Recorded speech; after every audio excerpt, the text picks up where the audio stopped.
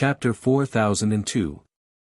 But the divine power surrounding her is still absorbing the divine power of heaven and earth. Don't you see the divine power surrounding her? It was only at this point that Mo Yen suddenly realized what he had said, and he immediately lowered his head to size up his wife again. Ma Shichen also stopped laughing and carefully looked at his Zhou from head to toe. Then, he exclaimed, you're right. She really is. Holy shit, judging from the level of divine power in his body, Charles' cultivation speed in his sleep was actually not much slower than his normal cultivation speed. In fact, it could even be said that it was even faster than his normal cultivation speed. Hu Shichen did not even notice when the teacup in his hand rolled onto the table and the tea spilled all over the table. He only looked at his Jojo carefully, as if he was looking at a god. His mouth opened and closed several times, but he could not say anything normal. She was too freaking weird, okay? Cultivation required one to use one's own divine consciousness to communicate with the divine power of heaven and earth and absorb it. Who else could continue to absorb divine power as if their body was breathing freely after they fell asleep? I've never seen Jojo being so amazing before. Mo Yen explained expressionlessly, I'm afraid it's a new skill that was unlocked after she advanced to the godly state. Hu Shichen looked at him silently and suddenly felt that Mo Yen's words made a lot of sense. For a moment, the venerable Peach Blossom Immortal did not know how to answer or refute. He just stood there in a daze. Xiao Mu yawned and opened her confused eyes. She raised her small head slightly, and when she saw the Crown Prince's strange expression, she reflexively flicked her eyebrows. Why did you come back so early today? She suddenly realized that she was hanging by the bed and her little face stiffened. Then, she immediately straightened her posture and continued to sit cross-legged. Only then did she realize that besides Mo Yen, the venerable Peach Blossom Immortal was also sitting at the table and looking at her with a confused expression. Both of their expressions were a little weird. The little fellow muttered in her heart. She put on a serious face and said to the venerable Peach Blossom Immortal who was looking at her, "What are you doing? Don't disturb my cultivation." If the venerable Peach Blossom Immortal had tea in his mouth, he would have choked on it.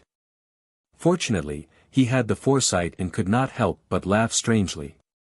Jojo, your cultivation method is quite unique. Mo Yen pursed her lips and poked her little head with her finger. She coughed softly and said, "Baby, you fell asleep just now." Sir Jojo glanced at him and quickly denied it. Impossible. What kind of joke was this? How could she, Master Jojo, fall asleep while cultivating? If word got out, wouldn't it make people laugh their heads off? Mo Yen and Ma Shichen looked at each other and exchanged a helpless look at the same time. See, this is the little fellow's usual style, die, beat, a duck, die, won't, admit, to, it. Mo Yen raised her hand and patted her on the head. Jojo, we just realized that you can automatically draw in the God power of heaven and earth after you fall asleep and absorb it endlessly into your body. Sir Jojo looked up at her husband. Speak human language. You're still cultivating after you fall asleep. Looking at the two men who spoke in unison, Arbor laughed at them expressionlessly. Then, he jumped off the bed and walked out. I'm cultivating. He did not sleep. Chapter 4003. Outside the door, they could still hear the two people's unbridled and bold laughter. Sir Jojo turned to glare at the door, then snorted and turned to walk towards the small kitchen. Since he had nothing to do, Sir Jojo cooked a sumptuous lunch for them. When the head chefs and junior royal maids who were busy in the small kitchen saw that the young Crown Prince Consort had come over from afar, their faces immediately showed very interesting expressions. Why is the Crown Princess coming towards the small kitchen? The Crown Princess couldn't be thinking of personally cooking something for the Crown Prince again, right? Don't, dear. The last time you personally cooked a bowl of black soup, they couldn't bear to look at it, but His Highness actually really drank it. The moment the little crown princess walked into the small kitchen, she immediately found that the surrounding sounds had disappeared. Even the sound of the chefs chopping vegetables had disappeared. She expressionlessly dug around in her inner world and took out a lot of ingredients: clear stream spirit bamboo shoots, colorful divine fish, and various kinds of poultry that had been bred in Paradise Planet for a long time. In a moment, the entire quiet kitchen was completely filled with the sound of chickens flying and ducks jumping. When Kai Xiu received the news, she hastily rushed over and put on a colorful smile. She couldn't help but console her in a soft voice, "Crown Prince Consort, let's leave the ingredients here and let head chef Wang and the others cook." Yes, Crown Princess can just tell us what she wants to eat. No matter if it's steamed, boiled, fried, anything is fine. Everyone in the small kitchen nodded in unison. "I beg you, little Crown Princess, don't waste our poor Crown Prince anymore." Looking at His Highness' pitiful appearance, they all felt their hearts ache. Xiao Mu expressionlessly glanced at them. As she followed Sai Xiu outside, she asked coldly, "Do they dislike me?" "No. Absolutely not." Kai Xiu's little face was about to stiffen from smiling. Turning her head, she sincerely blinked at the Crown Princess. "They are all afraid that the Crown Princess is too tired." "Humph. Don't think that this Crown Princess is stupid and can't see the fear in their eyes. The Crown Princess was not an assassin, so why were they so afraid of her? I heard that virtuous women have to wash their hands and cook for their husbands." The corner of Kai Xiu's mouth twitched. She quickly smiled and said, "Crown Princess, you are already virtuous enough. Besides, didn't we already make soup last time?" Everyone in the small kitchen didn't want to recall the process of making soup. What a pity for their peerless and elegant crown prince. In the face of the bowl of special soup that his wife had brought over, he was actually able to drink it without any change in expression or heart rate as expected of the crown prince, who would remain calm even if empty Tai collapsed in front of him. They were the strongest warriors of the divine land. He was their future king at that time. The jaws of all the eunuchs and palace maids inside and outside the small kitchen had probably dropped to the ground when head chef Wang and the rest saw the little crown princess in the future. They would all have a trace of psychological trauma. Arbor touched his fingers embarrassedly. "Isn't that a failure?" She wasn't a fool. How could she not know that that black bowl of soup was a failure? How could there be a Lingji nourishing soup that turned into a black sesame seed? It must be that the recipe was wrong. She wasn't a chef in the past. Without training, how could she make a good soup? Chapter 4004.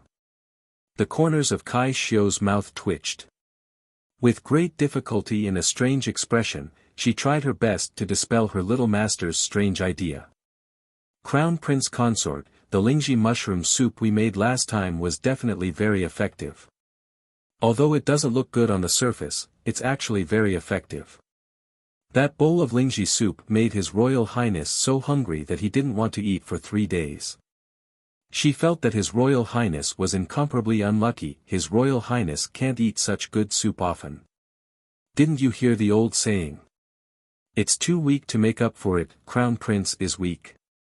Arbor looked stunned. No, it's too weak to make up for it, right?" Kai Xiu tried her best to make up for the meaning in her words. Seeing the little crown princess frowning, she suddenly forced herself to change the topic. By the way, I heard that the city is very lively tonight. It's said that the biggest spring house in the city is going to hold a spring party tonight." Kai Xiu couldn't help but cry silently after she finished speaking. Why did he have to rub his nose in it? His Royal Highness seemed to have warned them before that they were not allowed to mention the word spring house in front of the little crown princess. Sure enough, when the little crown princess heard this, her eyes couldn't help but light up slightly. "That idiot Mu Dongni also mentioned it yesterday." Kai Xiu silently shed tears and forced a smile. "Actually, there's nothing to see. It's just a few gorgeously dressed men dancing and singing songs or something like that. The little palace maids passing by were speechless. Sister Kai Shio's words aroused the little crown princess' curiosity. Okay. By the way, crown princess, aren't you going to cultivate? I won't delay you. This servant will send you back to your room. Arbor nodded expressionlessly and suddenly asked, did you come to my room in the afternoon? I did. What was I doing? You were cultivating. Kai Shio's mouth twitched and suddenly said loudly, you were very serious. Arbor nodded and continued to walk forward expressionlessly with a pair of small hands behind her back. That's right, how could she cultivate until she fell asleep? She had always been cultivating seriously. Not long after dinner, the crown prince was urgently summoned to the study by the emperor. The little crown princess had nothing to do, so she sat on a small table and flipped through a book. Suddenly, she tossed the book aside and rolled her eyes.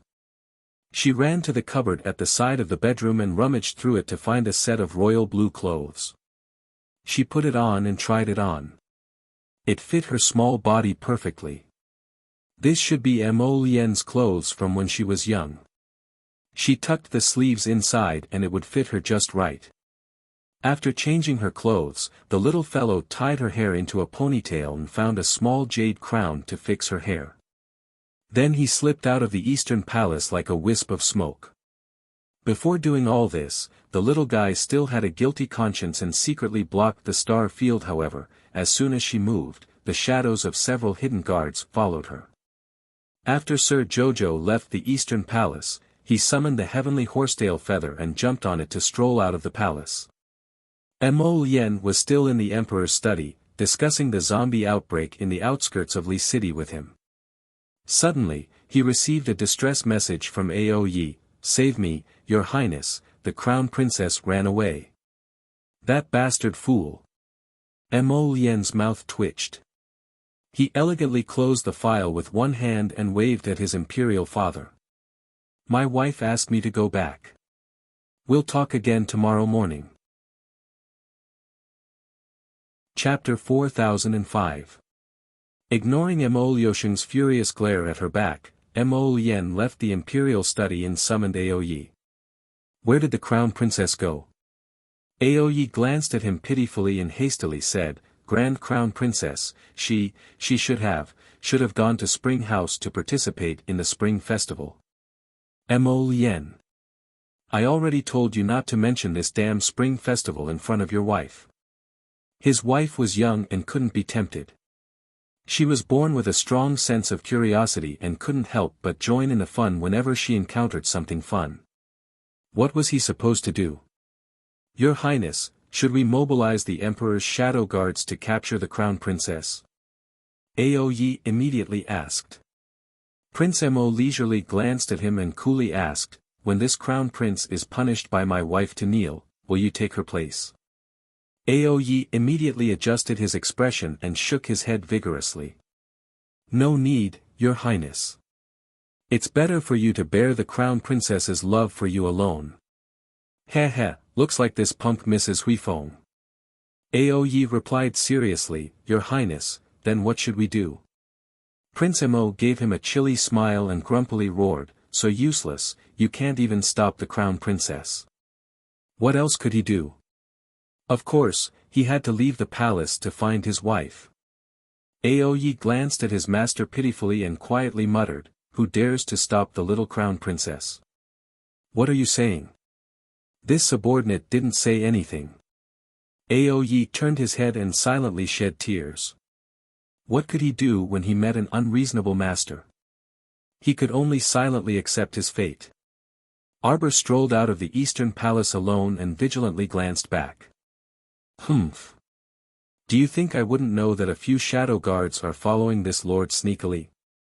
The little fellow took out a small golden fan and opened it with a snap. He fanned himself twice and then frowned. It was such a hot day, yet he was fanning himself while walking. He really looked like an idiot. There was no wind at all. She really didn't know why there were so many men who liked to fan themselves all day long. For example, eldest young Master Qin. The little girl threw away her fan and ran towards the southern part of the city like a wisp of smoke. Spring Full House was opened in South City. It was said that it had only been operating for less than half a month, but the degree of its business was already catching up to the veteran pink houses. This brothel was probably a little strange. How could a small brothel open from the lower star field to the upper three continents? This was simply unheard of.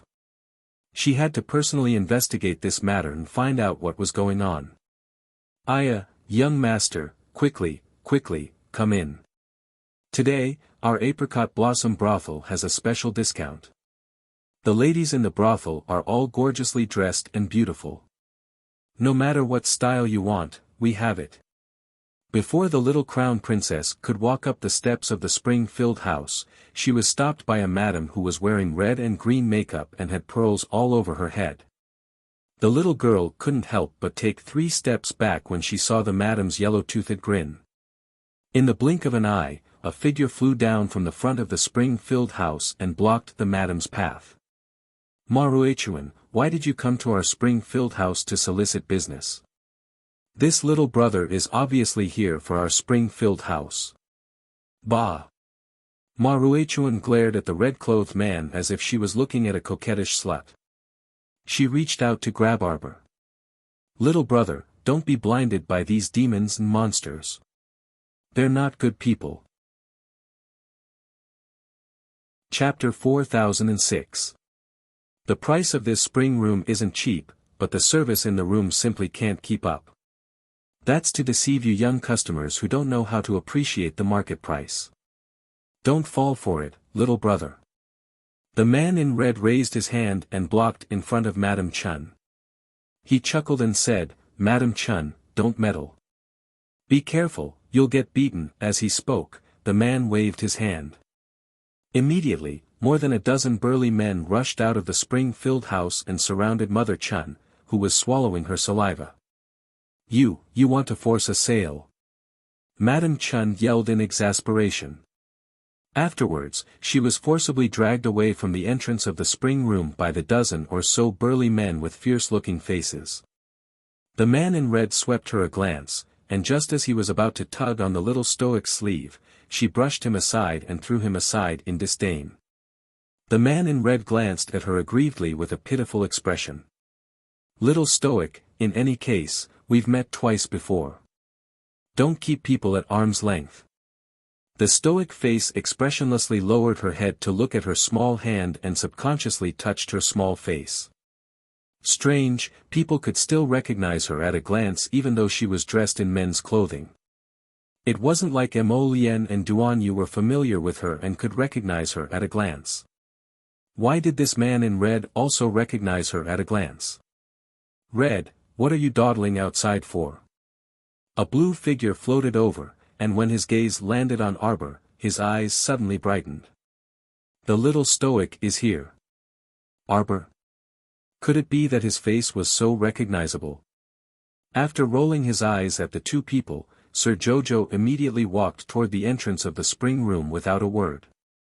5 of the 7 flowers were currently standing at the entrance and chatting with guests from all over with a grin.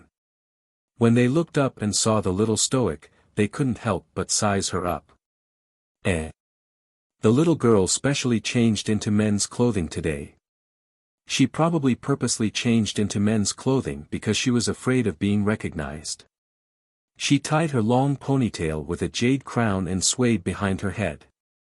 She had an expressionless face and was extremely adorable. The 5 flowers simultaneously waved their hands at Xiaomu, greeting her with a grin. Upon seeing this, the female guests who were chatting with them at the entrance all turned their heads to look in the little stoic's direction. When a plump middle-aged woman saw the little stoic's exquisite small face, her eyes abruptly lit up, and she asked with a dazed expression, Green is this little brother a newcomer to your brothel? The green-clothed young man whose hand was being held by the woman blinked pitifully and repeatedly tried to withdraw his hand that was being molested by the old woman. Madam, that little brother is a guest. The old woman suddenly understood something. Her face stiffened slightly, and she glanced at Arbor with an ugly expression. She clicked her tongue and shook her head. You're so young, but you're actually a homosexual. She brushed her nose with her handkerchief in disdain, but she still held Green E's small hand and dragged him inside the room. Green E, you must accompany Madam for a few drinks today. Madam, I'm not good at drinking. The green young sir called out pitifully, his pair of watery eyes occasionally sending pleading glances at the little stoic. The little stoic student furrowed her brows again and again. Seeing the old woman's vulgar expression as she held his small hand and refused to let go was truly an eyesore. Didn't she see that he wasn't willing to drink with her? Chapter 4007. Arbor restrained herself, but she felt that there was no need to do so. Then, she dashed forward and landed a vicious eagle hook on the woman's left eye. Seeing that plump woman howl and roll down the steps, the corners of the 7 flowers' mouths twitched in unison, and they glanced at the stoic face in exasperation. The little fellow looked back and happened to see a carriage parked at the bottom of the steps. A white, slender figure emerged from the carriage and stepped out, almost stepping on the fat woman who had bumped into the carriage wheel. The newcomer hastily retracted her foot and looked up with a dumbfounded expression.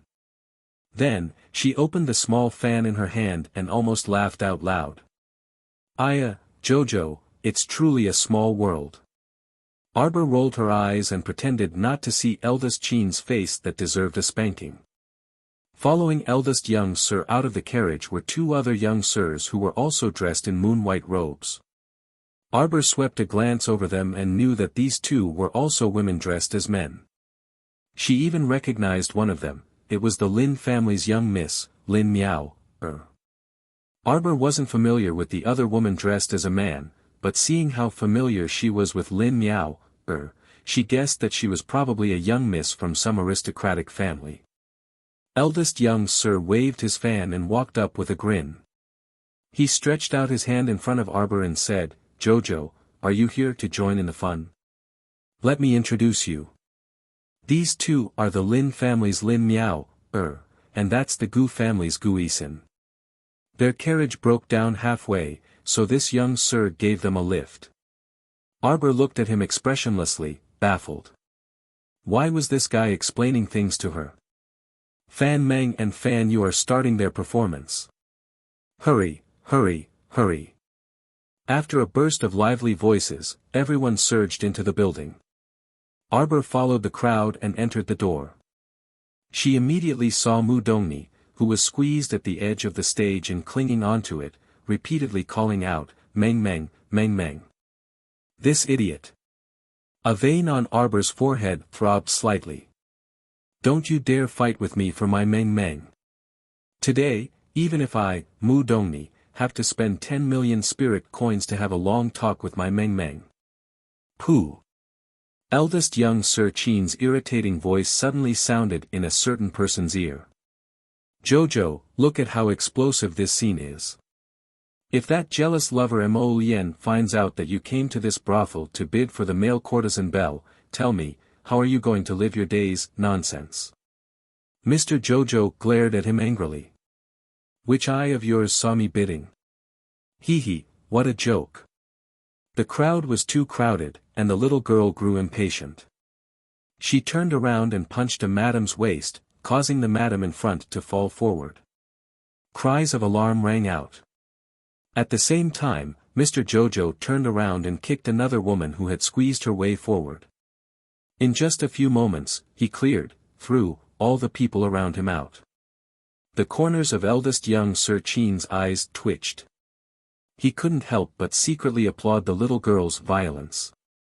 Taking advantage of the chaos, the little fellow slipped away, shaking off eldest young Sir Chin who was following her like a shadow, and ran up to the 2nd floor.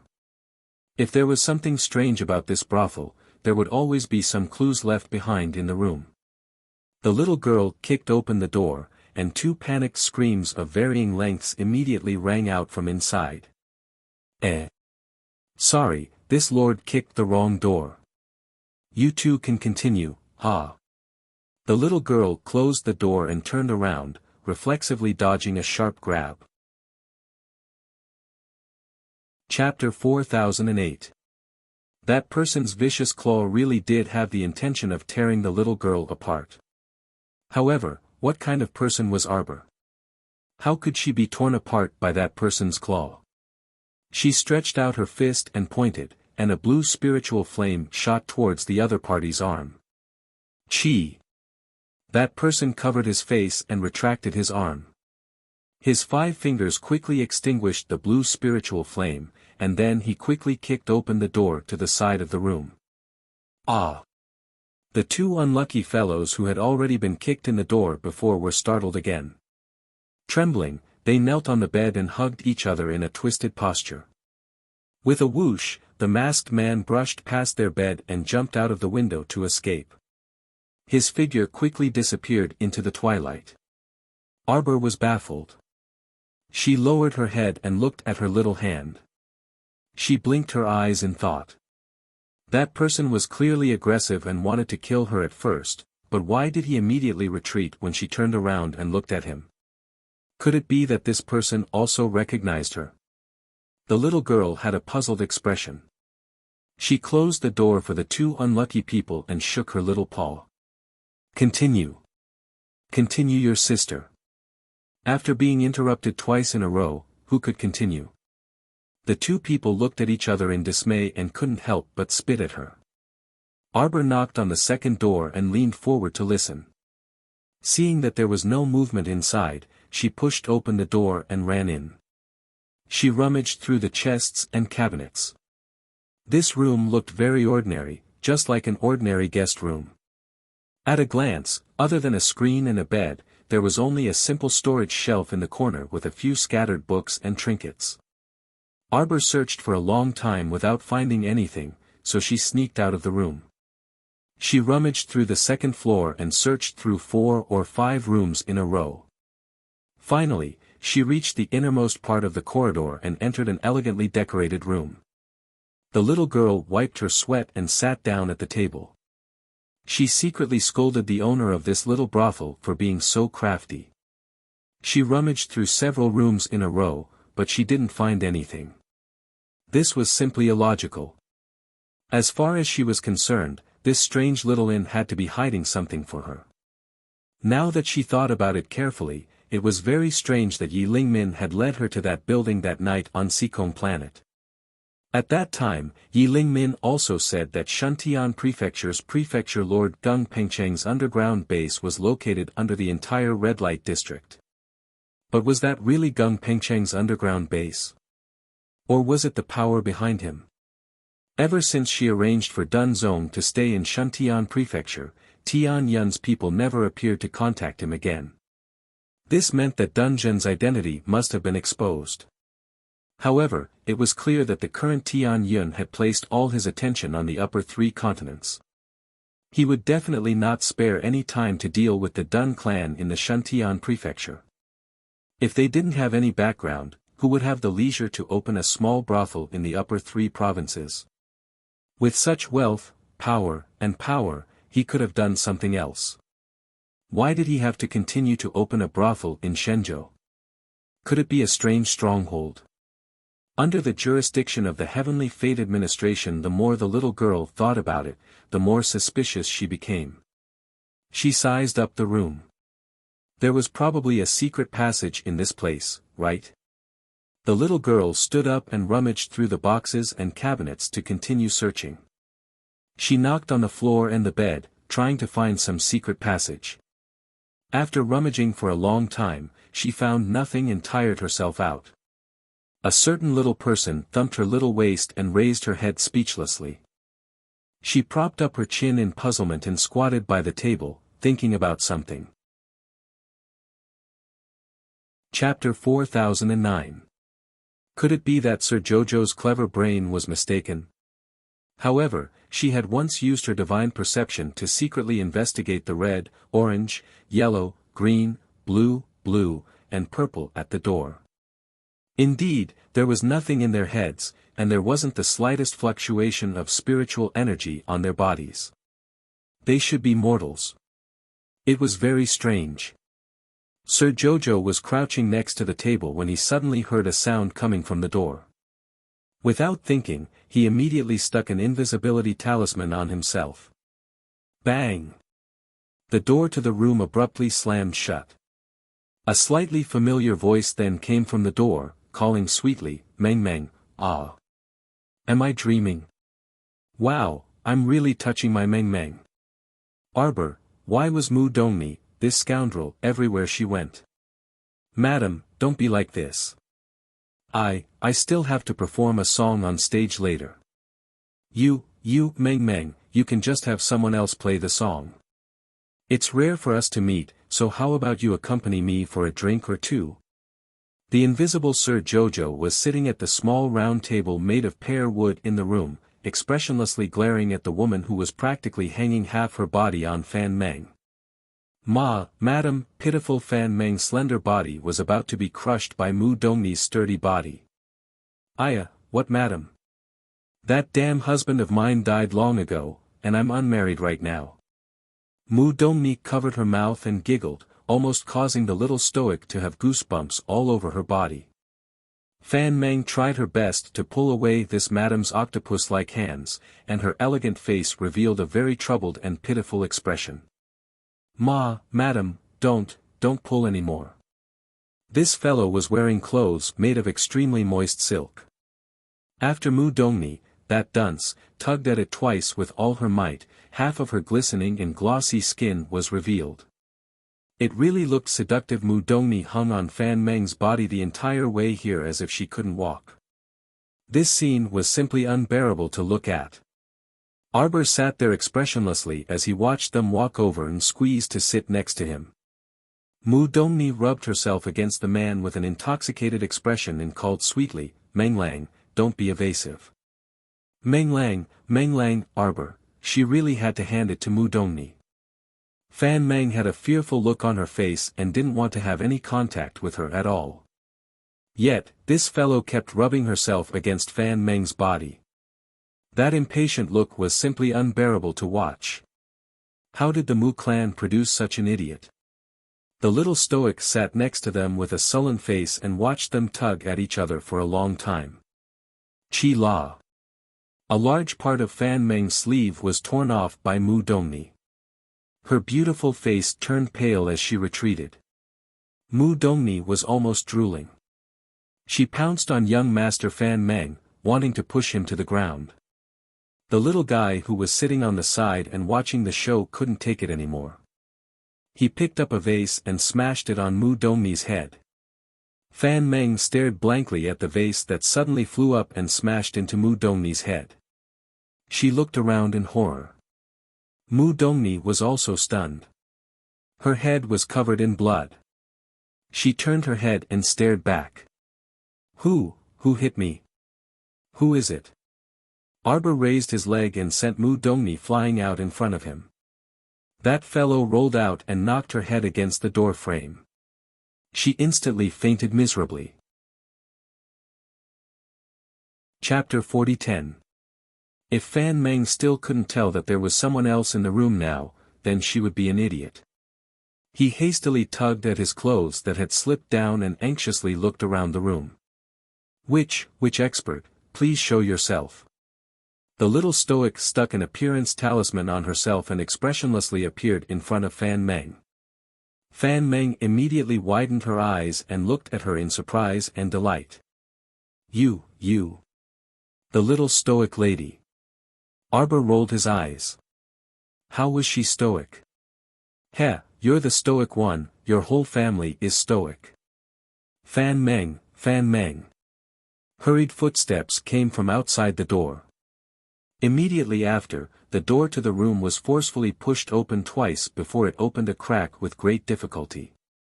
A handsome man in plain clothes squeezed in from outside. He looked down and discovered that Mu Dongni, that fool, was blocking the door. She was lying behind the door with her hair covered in blood, making it difficult to open the room door. Fan Yu, I'm fine. Fan Meng stood up and turned to nod at her companion with a smile. Fan Yu quickly walked up and glanced at the little stoic. She suddenly laughed and said, "Eh." Red Coat and the others were all saying that the little stoic lady came. I thought they were lying. The little stoic looked at them expressionlessly. She looked down at her youthful attire and couldn't resist protesting. Which eye did you use to see this lord's attire? Damn! How should I address the stoic lady? Fan Yu blinked and asked. Xiao. The little stoic waved her small hand and was about to walk outside. Fan Yu suddenly reached out to block her and said with a grin, Miss Jojo, you've done our Fan Meng a great favor, so we must properly thank you. This place is unbearably filthy. How about we change to another room for you? Sir Jojo hastily waved her small hand. No need. She wasn't here to drink tea. What was she waiting for when she didn't find anything strange after rummaging through the room for so long? Of course, she should immediately stroll back to the palace and act like nothing happened. Wait, Miss Jojo. When the little stoic saw Fan Yu reach out to block her again, a hint of displeasure flitted through her eyes. She still had some impressions of these two people. When she first came to the House of Spring, the two of them had taught her a lot of things while chatting with her. Later, she even confessed to Jojo's lotus, thump, thump, thump. Hurried footsteps could be heard from the corridor outside. Accompanied by Seven Flowers' messy cries, hey, young master, you can't just barge in. Young master, young master. Hey, you. Arbor's heart skipped a beat. He had a bad feeling. With a bang, the door of the private room was kicked flying. Poor Mu Dongni, who was lying at the door, was smashed to the ground by the flying door. Mu Dongni, who had just woken up, fainted again after being patted like that. Xiao Mu quivered in fright and hastily shoved away Fan Yu, who was blocking in front of her. She sprinted towards the window with a whoosh and jumped down from the window with her clothes fluttering in the wind. Hey, young lady. Fan Yu pulled Fan Meng to the door and lowered her head to take a look. She saw that the young lady had already jumped onto the street on the first floor. She fled faster than a rabbit and blended into the crowd in a flash. Mo Yen chased after them and expressionlessly glanced at the little fellow who had blended into the crowd. A small, treacherous glint surfaced in her eyes. She was quite capable. She even dared to flee without a trace when she saw her husband running over. Chapter 40:11. Did she think she could escape like this? Ha ha. Truly a naive Jojo. Mo Yen pursed her lips and turned around to glare coldly at the seven blossoms who had caught up to her. She then jumped down from the window and disappeared into the crowd in a flash. The people in the room looked at each other in bewilderment. After Arbor ran down the stairs, he naturally planned to sneak back to the Eastern Palace. This way, the little fellow would be able to deny that he had left just now. Humph, it wasn't like he was caught by hubby. After Sir Jojo made up his mind, he flipped out his heavenly horsetail feather and jumped on it. He leisurely floated up into the sky and flew towards the Eastern Palace. It was already late at night. Other than the bustling red lights in Spring Full House and the hubbub of voices, the dark streets were basically empty. The heavenly horsetail feather's flying speed could be fast or slow at will. Sir Jojo was anxious to return home, so he naturally made it fly as fast as possible. Just as he flew to the palace gates, he saw the resplendent palace lanterns in the distance, illuminating them with a magnificent light. Sir Jojo didn't care at first. In any case, no one dared to stop her when she left the palace. Who dared to stop her now that she was back? However, when the heavenly horsetail feather flew closer and saw the slender figure standing silently on top of the palace tower that was several dozen meters tall, it was already too late to run away. She hastily turned the heavenly horsetail feather around, wanting to slip away unexpectedly. A suction force came from the sky and directly pulled her back along with the trembling feather. Swish! The little fellow was expressionlessly pulled back. Her eyes darted around rapidly, and she was carried into someone's arms without any explanation. The little crown princess obediently stayed still and blinked. She turned around to look at her husband, who was smiling at her with his head lowered. Hubby, someone attacked me just now. Oh. Then wife, did you clearly see who attacked you? The little stoic shook her head repeatedly. He was masked and ran off without a trace. I suspect that this person is very strange. Mo Lien nodded and looked at her with a smile. She gently touched her little face with her finger. Jojo. Sir Jojo looked at him with a serious expression, but his heart felt inexplicably weak. Her husband's refreshing appearance was simply too abnormal. If he had yelled at her in exasperation, she would still have some confidence in her heart. But now that he was acting like this strange, really strange. Jojo, does this dress fit you? Mo Lien smiled and tugged at her sleeve. The sleeves are very long. Arbor hurriedly reached out and hugged his neck. He closed his eyes and snuggled into his embrace. Husband, it's very late. I want to sleep. Hearing her husband's low chuckle, Jojo couldn't help but feel that no matter how she heard it, it was terrifying. My wife seems to have too much energy. Mo Lien curled his lips and floated down the palace tower with his wife in his arms. He strolled leisurely toward the eastern palace. Behind them were rows of guards who acted as a backdrop. Everyone looked down and did not say anything that was inappropriate. Nothing happened tonight, haha. His Highness the Crown Prince didn't stand on the city gate tower waiting to be caught and run out of the palace. No, the little Crown Princess didn't run at all. Woo they saw what they shouldn't have seen and knew what they shouldn't know. Would they be silenced by His Highness in a fit of rage later? Arbor originally wanted to pretend to sleep, but who knew she really fell asleep? When she woke up, it was already late in the morning. She moved her small arms and legs, and her face immediately turned bitter. Chapter 40:12. I see that my wife seems to have excess energy. Stinky Lotus's words were still echoing in her ears. She had become like this today. The little fellow moved her uncomfortable little body and slowly moved to the ground with a bitter face.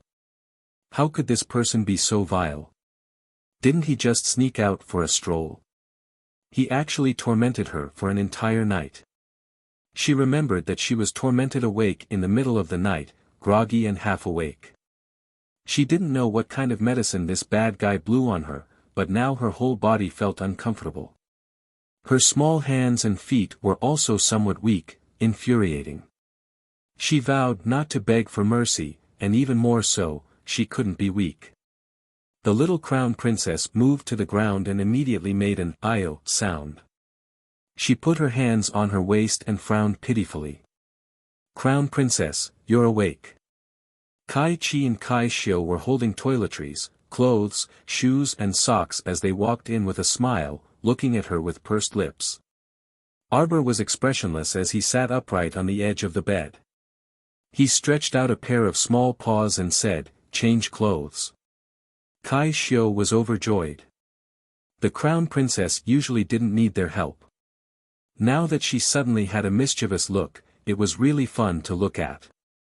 After helping the little Crown Princess change clothes and wash up, Kai Xiu pursed her lips and said with a smile, "Crown Princess, His Highness just brought a lot of books from the Imperial Hospital for you. You'll have books to read during this period of time. His Highness wants you to read books after breakfast. He'll be back in the afternoon." Jojo scolded him 3 times in a row. Looking at the servants bringing in boxes of books, there was no change in her expression, but her heart was a little broken. Jojo's Lotus was really too vile. He actually found so many books for her and urged her to stay at home to read and not go out for a stroll. Humph. The little girl expressionlessly held a small spoon and sent a mouthful of bird's nest porridge into her mouth. She glanced at Kai Xiu standing at the side. "I want to go home," the little girl said expressionlessly. Kai Xiu pursed her lips and nodded. "His Highness said that he'll be back in the afternoon to accompany the Crown Princess back." Humph. The little Crown Princess was a little angry. She took a look at the time and realized that it was almost noon. Thus, he asked, "Didn't you say you'd be back at noon? Where is he?" Kai Chi covered her mouth and laughed. "Crown Princess, perhaps His Highness was delayed by a small matter. Could it be that the Crown Prince Consort is hungry again after having breakfast?" The little Crown Princess rolled her eyes. While they were talking, Kai Chi hurriedly ran in from outside the door. She bowed and said, reporting to the Crown Princess, "Empress Dowager Chen sent someone to pass on a message. Lunch will be served at Nanjing Court in the Imperial Garden. Please invite the Crown Princess over." Kai Xiu straightened her face and slightly frowned. The little Crown Princess, however, had already pulled a long face in displeasure. Who knew what this old lady was up to? Ever since the incident with old Madame Chiao, Arbor no longer had any patience for this kind of old fogey who took advantage of her seniority. "Go and reply to the person who passed on the message. Just say that this Crown Princess is not feeling well and will not be attending." "Hey, Mama, you can't barge in." "Barge in, eh? I don't know where the Crown Princess is feeling unwell. This old servant can ask the Empress Dowager to send a doctor from the Imperial Hospital to come and treat the Crown Princess." A rude and unreasonable voice cut in. It pushed aside the few palace maids and eunuchs who were blocking it, and directly led a group of valiant women to barge in. Chapter 40:13.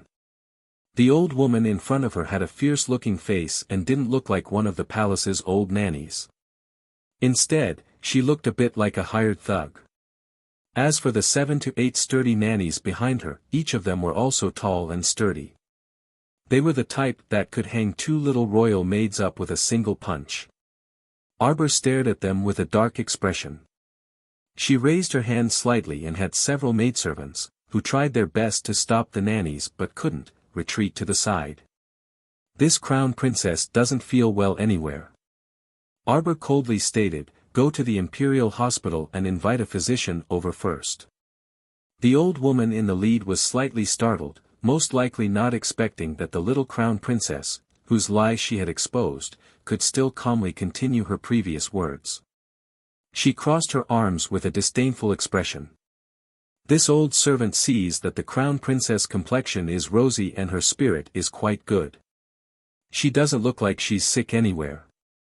The Crown Princess couldn't have purposely rejected Her Majesty the Empress Dowager's invitation and pretended to be sick, right?" Arbor looked at her coldly and indifferently muttered, "Li Yi." Li Yi abruptly scuttled in through the window and stood behind the little Crown Princess, expressionlessly saying, "Crown Princess. Go teach her a lesson." The little Crown Princess expressionlessly spoke with a frosty expression on her delicate, stoic face. "Yes." Li Yi cupped her fists and quickly walked up. She swung her arm twice and suddenly slapped that old woman's face. The old woman saw her walking over aggressively and already had a bad feeling in her heart. Now that she really swung her arm to slap her, she instantly shouted in exasperation, "You little wench, you dare. Io." Before she could finish her nonsense, a large slap landed on her face. That old woman was indeed fierce-looking and had boundless strength, but that was only in front of several delicate palace maids. When she encountered a spiritual realm expert like Li Yi, she didn't have the slightest bit of strength to retaliate. A slap immediately landed on her face, and her face was immediately slapped crooked. "Zhao Mama." The old nannies behind her felt their hearts beating wildly. They looked at the expressionless Crown Princess in shock. The young Crown Prince Consort was really going to attack them without a second word? If she still had the Empress Dowager in her heart, she would not have acted so ruthlessly and mercilessly to them. It was obvious that he didn't put Empress Dowager Chen in his eyes at all. The fierce-looking old woman, Granny Zhao, was so angry that her whole body trembled. She was an old granny by the Empress Dowager's side. Usually, she was in charge of the affairs of the outer court. With a strong body, who dared to make trouble for her? In all these years, she had never been wronged like this in the palace. How could she be slapped by a little maid serving the Crown Princess? This was intolerable. What are you all still standing there for? Granny Zhao snapped, suppress this little bitch for me. I'll kill her today. Who does Granny Zhao want to kill? A bone-chilling voice suddenly sounded from the doorway. Granny Zhao and the others turned around in shock and hurriedly knelt down in greeting. Greetings to your highness the crown prince. Greetings to your highness the crown prince. Mo Lian's handsome face was cold as he slowly walked in with his hands behind his back. Seeing the mess on the floor, he couldn't help but frown. Who allowed you old shrews to barge into the bedchamber? What big guts! Granny Zhao and the others trembled as they secretly complained incessantly in their hearts. Chapter 40:14. Why did this master return so quickly?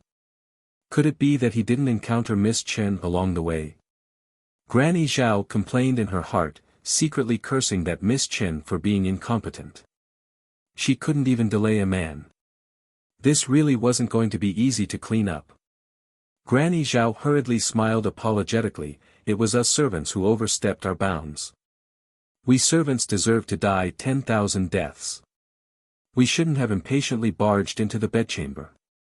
We servants will leave now. You do deserve to die. Prince Mo coldly cut her off and nodded with an indifferent expression, come. Several guards had been waiting outside for a long time, but they had always been well trained. Without the male and female master's summons, they naturally wouldn't take a single step into the inner hall. When they heard His Highness calling for them, they immediately swarmed in and called out in unison, Your Highness. Drag them all out and execute them. Prince Mo coldly said, without the slightest fluctuation in his expression. Granny Zhao and the others' expressions abruptly changed. They abruptly raised their heads and looked in horror at the Crown Prince's grim expression. His Highness the Crown Prince actually ordered them to be executed. How could this be? His Highness really didn't give them any face at all, these old people by the Empress Dowager's side. Granny Zhao trembled. When she saw the guards come forward to drag them away, she hurriedly cried out, Your Highness, spare us, Your Highness. We servants are under the Empress Dowager's orders to specially invite the Crown Princess Wu. Wu. The rest of her words were clearly blocked by the guards and she couldn't say anything else. Soon, the sound of bamboos slamming could be heard from outside the bedchamber. The efficiency of the Crown Prince's subordinates naturally didn't need to be mentioned. The little girl blinked and snorted at the man strolling over. She turned her little head to the side, not looking at this guy. Mo Lian walked to the little girl's side.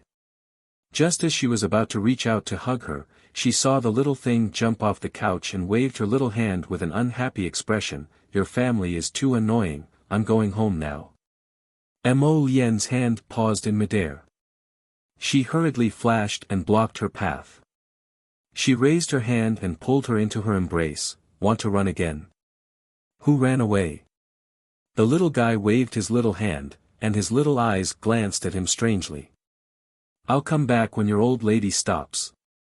She'll stop soon. Killing those people and then sending them back.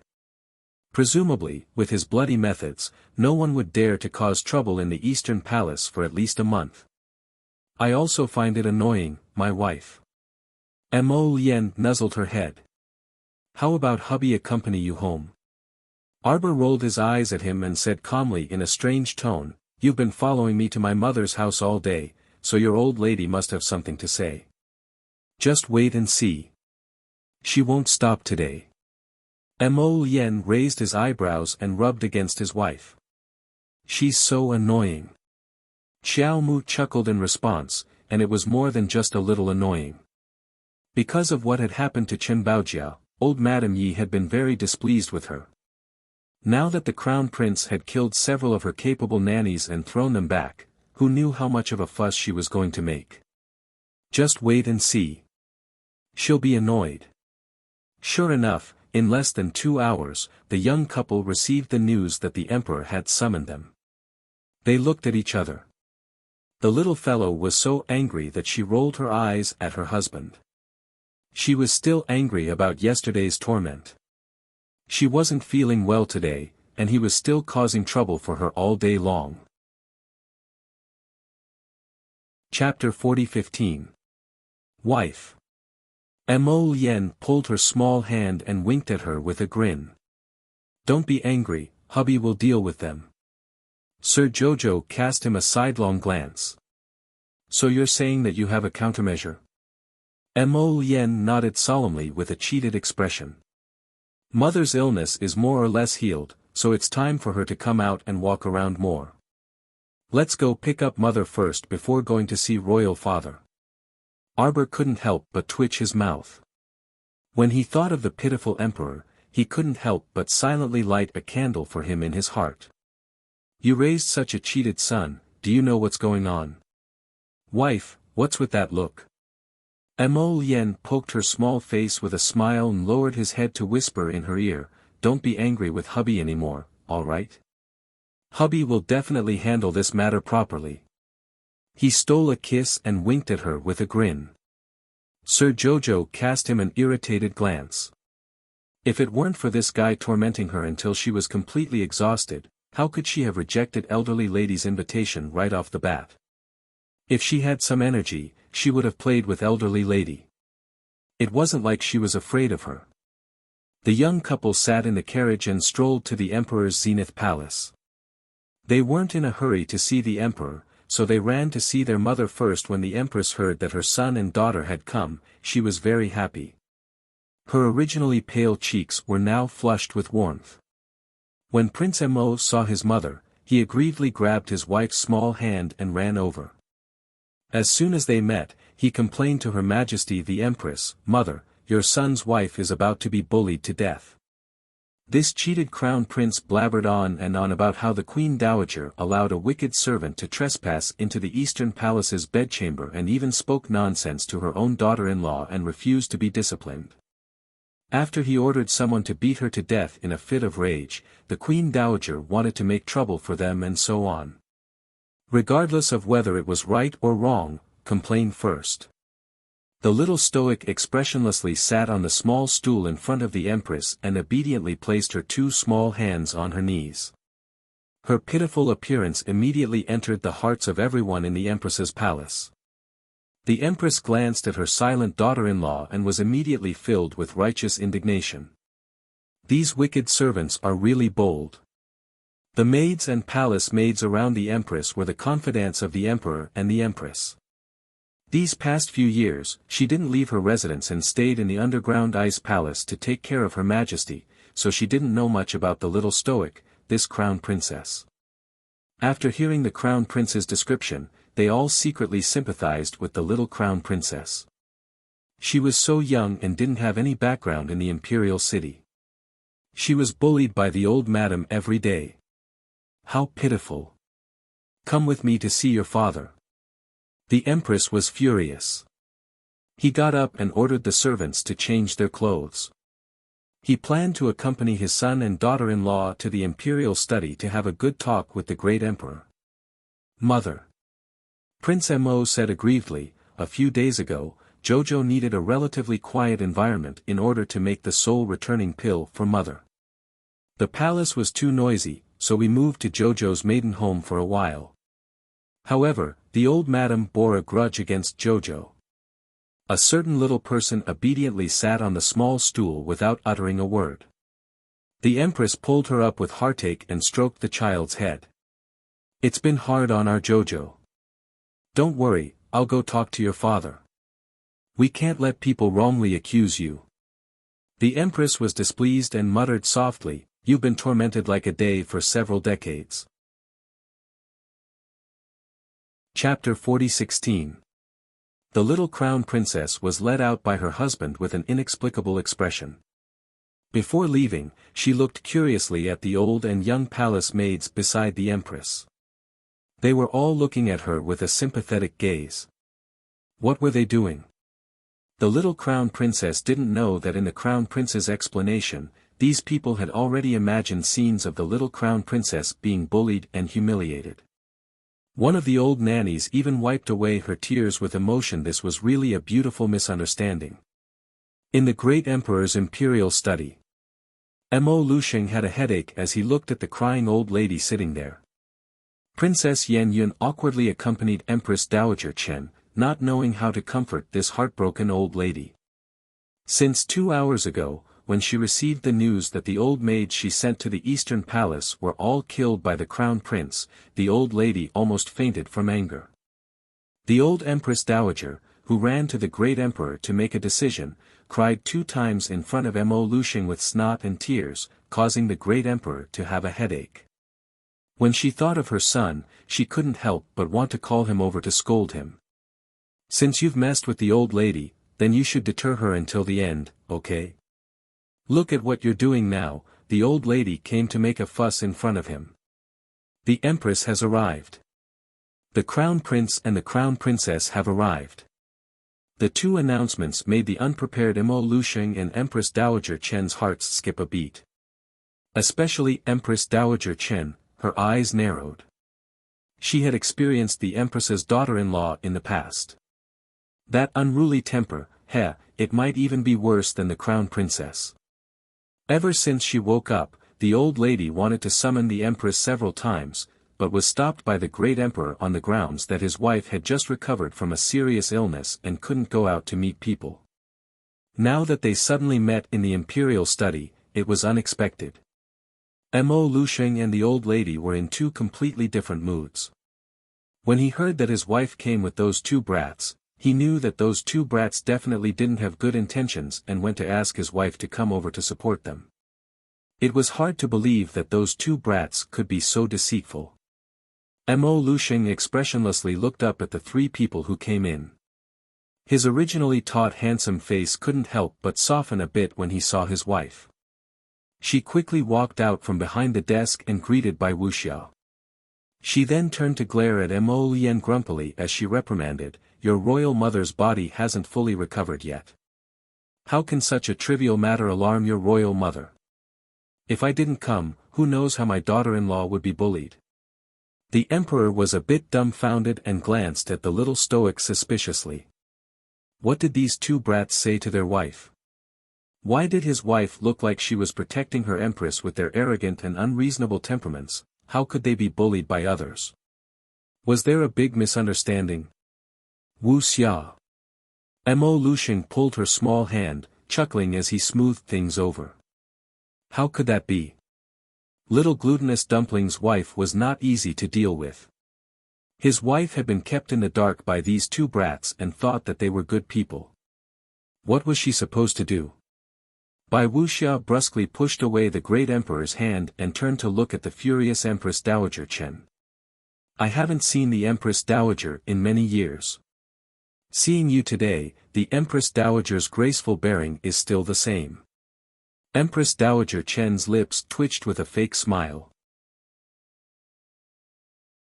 Chapter 40:17.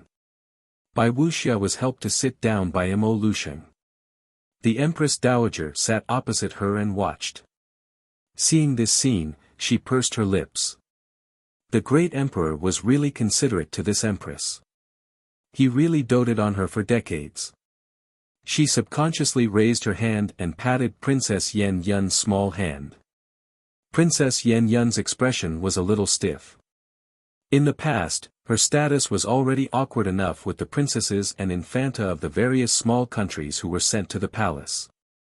But at least the empress had not woken up at that time. Even if they were awkward, they could live in the palace without any worries. It could be considered that they had asked for protection. But now the empress had woken up. She didn't know how she would live in the future. However, she, Yan Yun, wasn't the kind of person who wanted to interfere with the relationship between the great emperor and the empress. She wasn't like the other princesses, who wanted to be by the great emperor's side for years. Of course, those women who wanted to do something with the great emperor were all sent out of the palace without mercy.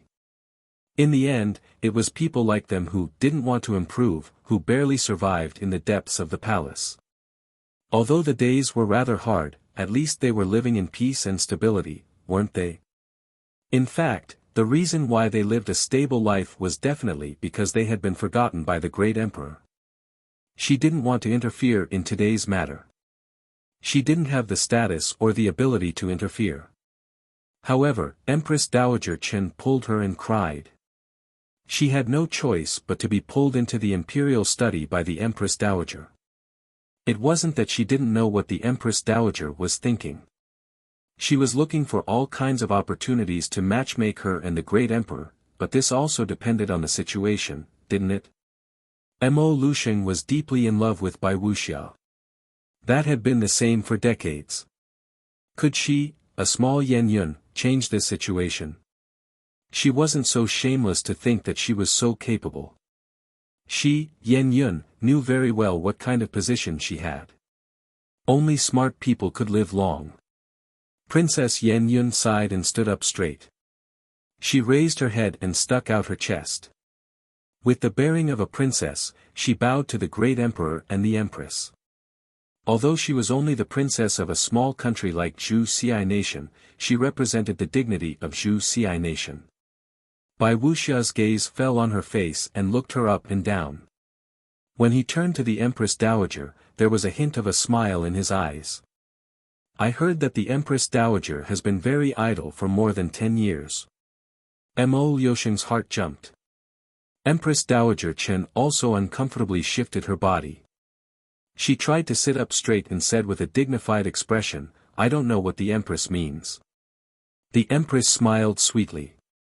For the past 10 years, the Empress Dowager has been thinking about taking a concubine for my husband all the time. Isn't it because she has nothing better to do? Empress Dowager Chen's face instantly turned red. Do you have nothing to do? This daughter-in-law of his was still as annoying as ever. It was better for her to be unconscious. She had lived a comfortable life for more than 10 years. The moment he woke up, he returned to this dead state. Just looking at him made one's teeth ache. This empress has been lying down for more than 10 years. Things have remained the same, but people have changed. Bai Wuxia took out a handkerchief and wiped the non-existent tears at the corner of his eyes. He said faintly, now, anyone can climb on top of this empress's head and behave atrociously. Mo Liusheng's eyelids kept twitching. Chapter 40:18. Mother. Prince Mo immediately snuggled up to his mother's side and said with a pitiful expression, Mother, don't be sad. If father doesn't want us, your son will take you out of the palace to live. The little crown princess also nodded and added, Our family is rich. Mo Lusheng looked up at the sky speechlessly. Looking at the three people in front of him, he didn't know whether to laugh or cry, and the corners of his mouth twitched. This perfect act of singing and acting really did look like she had suffered a great grievance. Empress Dowager Chen was already angered to the point of vomiting blood by Prince Mo and the little crown princess. Now that she saw the empress' protective behavior, she was even angrier to the point of trembling. She slapped the armrest and said sternly, Your Majesty. Just let them do as they please. The emperor looked innocent and pitiful, what can we do? Now that Zhen's wife is here, Zhen has no other choice but to compromise. Empress Dowager Chen looked at the emperor's innocent face and couldn't help but get angry. She pointed at the emperor and said with trembling fingers, You. This empress has been in a coma for more than 10 years. It seems that many people have forgotten what kind of person this empress was in the past. Bai Wuxia lightly interrupted Empress Dowager Chen's words and glanced at her. Empress Dowager, this empress seems to remember that I seem to have told you 20 years ago. Don't meddle in our husband and wife matters, right? Empress Dowager Chen's eyelids twitched and she clenched her fingers in anger. What do you mean? Why have you been like this for decades? Bai Wuxia's eyes turned completely cold as he stared at Empress Dowager Chen. In the past, you tormented me, and now you're tormenting the crown princess. When have you ever not tormented her? I tormented her. Empress Dowager Chen was so angry that she almost spat out a mouthful of blood. She pointed at the little crown princess's direction with trembling fingers and said with trembling lips, She. Do you think I can do whatever I want to him? Prince Mo hurriedly took the little crown princess, who was sitting obediently on the side, into his arms and patted her back to comfort her. He turned to Empress Dowager Chen and said, "Empress Dowager, my wife is still young. Don't scare her with your ferocious expression." The corner of Mo Liusheng's mouth twitched, and the corner of his eyes twitched. He could see what kind of show these two black-hearted people were putting on today. They were pretending to be weak and pitiful in front of their mother. If these two were not his son and daughter-in-law, he would definitely slap them to death. The emperor turned to look at Empress Dowager Chen, whose veins were bulging, and silently mourned for her in his heart. Empress Dowager Chen was trembling with anger. "By Wuxia, get it straight. I didn't do anything to them today. It was the two of them who killed several old people in my palace. Damn it. If they still had the slightest bit of respect for their grandmother, they definitely wouldn't have done such a heartless and cruel thing. You're forcing me to my death." Empress Dowager Chen was so angry that she beat her chest and wailed, "If your majesty feels that there's no need for this old body to exist, then drive me to the cold palace. Woo-woo. What's the point of this old body living like this?" Mo Liusheng's eyelids twitched and he was about to stop her. Bai Wuxia said coldly, "Since the Empress Dowager wants to go to the cold palace, then let her." Empress Dowager Chen was dumbfounded. Princess Yen Yun on the side was also dumbfounded. Wah. What? Empress Dowager Chen opened her mouth wide and couldn't close it for a long time. Chapter 40:19. Was she really going to drive her to the cold palace? Empress Dowager Chen's eyes widened in disbelief. Mo Liusheng's face also revealed a bit of awkwardness. Was the Empress Dowager looking for trouble? It was really as Wuxia said. After more than 10 years, the Empress Dowager had long forgotten what kind of temper Wuxia had. What a joke! Cough. Wuxia's temper was so bad that the entire court didn't dare to provoke her back then, let alone a small harem. Wuxia. Mo Liusheng saw that the old lady was a bit pitiful and couldn't help but want to plead for the old lady in front of his wife. In the end, his wife glared at him, and he was a bit speechless. The emperor, who had obediently shut his mouth, suddenly realized that his wife might settle accounts with him in the future. He might not even be able to protect himself. "Someone come." Bai Wuxia called out impatiently, "Invite the old lady to the cold flower palace and settle her down." The old lady was so angry that her entire body was trembling. She pointed at Bai Wuxia and said, "You," for a long time, but couldn't spit out a word. "Your Majesty. You saw how the Empress treated me so heartlessly, and you didn't say anything." Empress Dowager Chen cried out.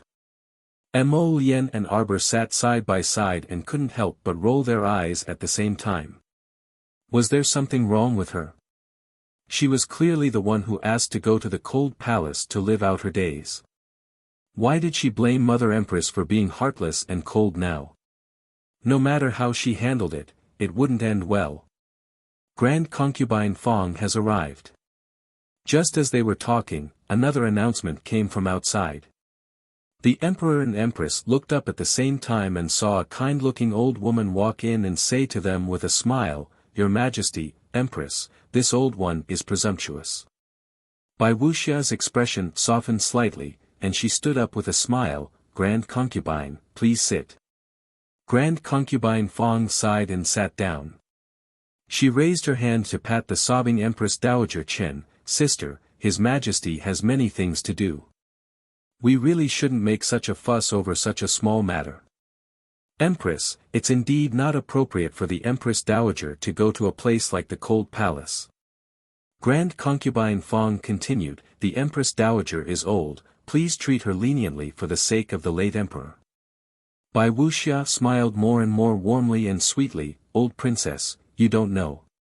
The suggestion of going to the cold palace was made by the Empress Dowager herself." She said with an aggrieved expression, "Since the Empress Dowager has said so, as a junior, this consort can only comply." Empress Dowager Chen gritted her teeth, "Shameless. Why don't you comply with other things? Are you here to be respectful to your elders or to stir up trouble? Whenever you want to obey, whenever you want to disobey, whenever you want to disobey, you disobey. Empress Dowager, you want to go to the cold palace and then regret it? Bai Wuxia glanced at her sarcastically. Old concubine Fong hurriedly smiled to smooth things over. Empress. Old concubine Fong took Bai Wuxia's hand with a smile and patted it gently. What happened today was probably just a misunderstanding. My sister's people were disobedient and trespassed into the crown prince's bedchamber. They deserved to die. Empress Dowager, she was just blinded by those wicked servants for a while. Old concubine Fong looked back at Empress Dowager Chen. The latter's face stiffened. Although he felt depressed, he didn't dare to say anything else. After all, the Empress's words had almost sent her to the cold palace. Ah. Bai Wuxia looked unhappy. He smiled coldly and looked at old concubine Fong, saying, what if this consort insists on inviting the Empress Dowager to the cold palace? Chapter 40-20. Old concubine Fong's eyes moved, and she hurriedly reached out to stop the Empress Dowager who was about to jump up. She shook her head with a smile. Wuxia, you won't. The Empress smiled very gently. I didn't care about the Empress Dowager in the past, not because I had a good temper, but because I was too lazy to care about her. Old concubine Fong's benevolent face almost fell what the Empress said. It was like slapping the Empress Dowager's face with a backhand. But it's different now. The Empress looked with a smile at the old lady whose face was dark and stiff, and said with a smile, I have to protect my son and daughter-in-law now, and I have to protect my grandchildren in the future. I can't always let some random people step on my son and daughter-in-law's heads. His Majesty has a good temper and doesn't want to care about the old lady. The Empress's face darkened, and she said coldly, Empress Dowager, what kind of temper do I have? Shouldn't you think about it? Empress Dowager Chen's face turned green, black, and white in a flash. It didn't take long for her face to change a few colors. Old concubine Fong's face was also a bit twisted. She forced a smile and said, Sister Empress Dowager is old. She will think about it more, and she will remember it. Think about it? Think about what? Think about how she was defeated by the Empress in the past. Empress Dowager Chen's face was very ugly. She didn't want to stay here and make a fool of herself anymore. She stood up and waved her hand, saying with a sneer, the Empress insists on protecting her, and I have no other choice. In this case, I can only go to Mount Heaven Saint to worship the former emperor and let him judge for me. Old concubine Fong's face stiffened. She really wanted to slap this brainless old sister's face. She finally persuaded the Empress and didn't hesitate to put down her old face and smile. In the end, it was all ruined by this old woman's words. As expected, the Empress's face darkened. She raised her hand and shouted, Tian Sha. A black shadow suddenly landed in the study, bowed, and didn't say anything. In this case, you lead the people and let the deputy commander of the Imperial Army accompany you. Send the Empress Dowager to Mount Heaven Saint to fast and pray for the former emperor. You don't have to come back for at least 2 to 3 months. After all, praying for blessings for 1, 2, 3, or 5 days is useless. Yes, Your Majesty. The shadow guard named Tian Sha responded coldly and turned to look at the dumbfounded Empress Dowager. Your Highness, please. Empress Dowager Chen almost spat out a mouthful of poisonous blood. Her finger trembled as she pointed at the Empress, you. She looked anxiously at the Emperor. Unexpectedly, the Emperor had already pretended to sit back down beside the table. He picked up a booklet from the side and flipped it upside down in front of his eyes, reading with great interest. Humph. He knew that the Emperor had no right to speak in front of his wife. The Empress Dowager flew into a rage. She flicked her sleeves and walked out unwillingly. The Empress stood up and said, respectfully sending off the Empress Dowager. The veins on Empress Dowager Chen's face bulged. Consort Dowager Fong looked at them speechlessly, sighed, and said with a smile, "Then this old one will go back first. Old imperial concubine, take care." Consort Dowager Fong sighed again. Before she walked out, she looked at Arbor's face. The little girl had a very obedient expression. She sat beside Prince Mo and didn't say anything, watching the show from beginning to end. Chapter 40-21. After the two old ladies left, the servants silently closed the door to the imperial study, leaving the family of four to stare at each other. Mo Liusheng's face was stern as he suddenly slammed the table. "Mo Lien. Father summoned you for questioning. You're good, you made the first move and brought your mother here." This son of a fraud, the more he looked at him, the more he wanted to grab him and beat him up. Without waiting for Prince Mo to speak, Bai Wuxia looked at her husband with dissatisfaction. "Why are you yelling at our son?"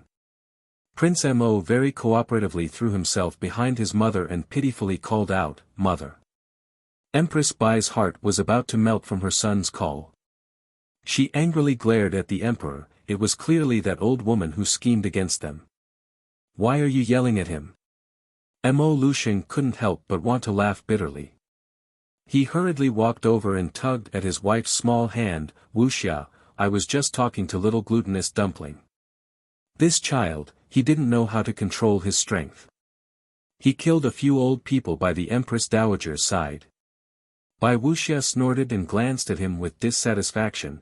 "If they weren't looking for death, why would my son lower himself to their level?" "Emperor!" Exclamation point.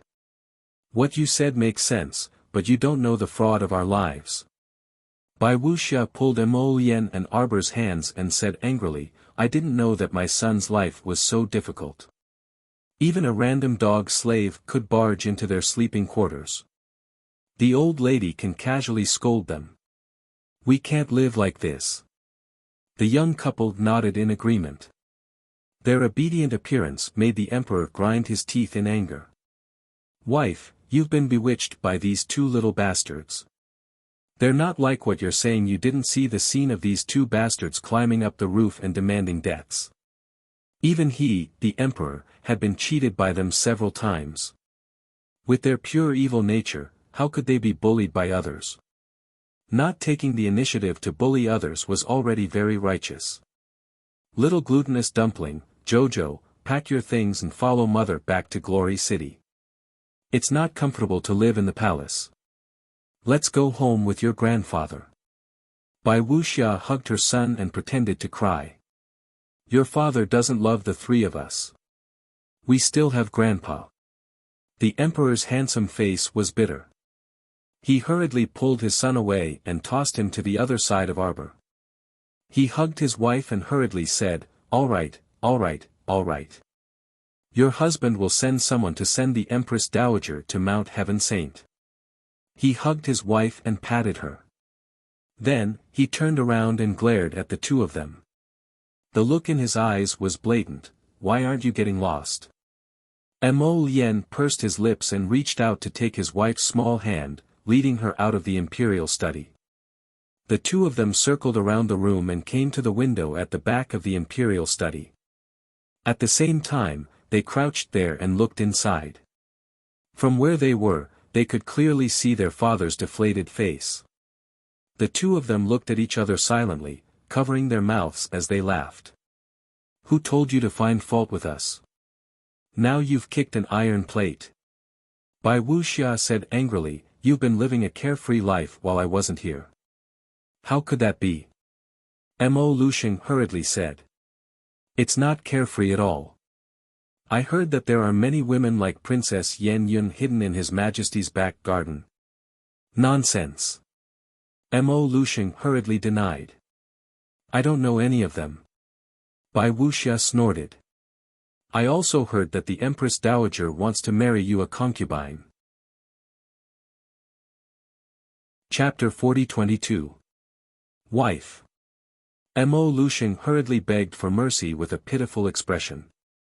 "I don't recognize any of the things you said above. All these years, I've lived a life that's even more austere than a monk's. If you don't believe me, you can ask Laifu. Mo Lushing said aggrievedly, wife, I've waited for you for more than 10 years.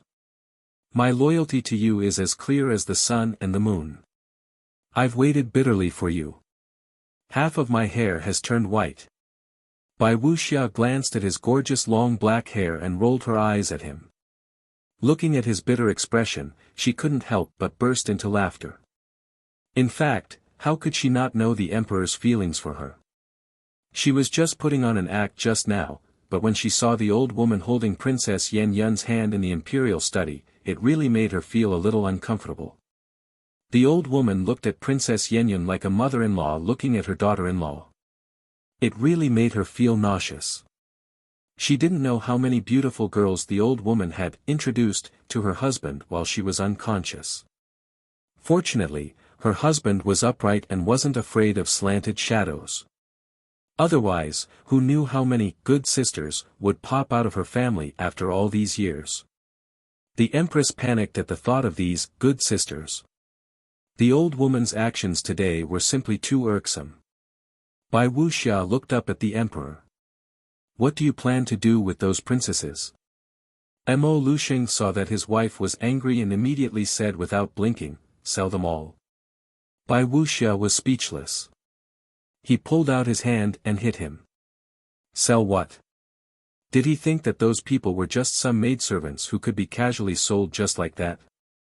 If they were really sold, who knew how those monarchs would come and make a fuss? Bai Wuxia smiled faintly. What do you think about adding a few more people to Jianping Mansion? The emperor's mouth twitched. Wife, why can't the grudges between you and Jianping be smoothed out after more than 10 years? On the surface, the emperor naturally nodded happily.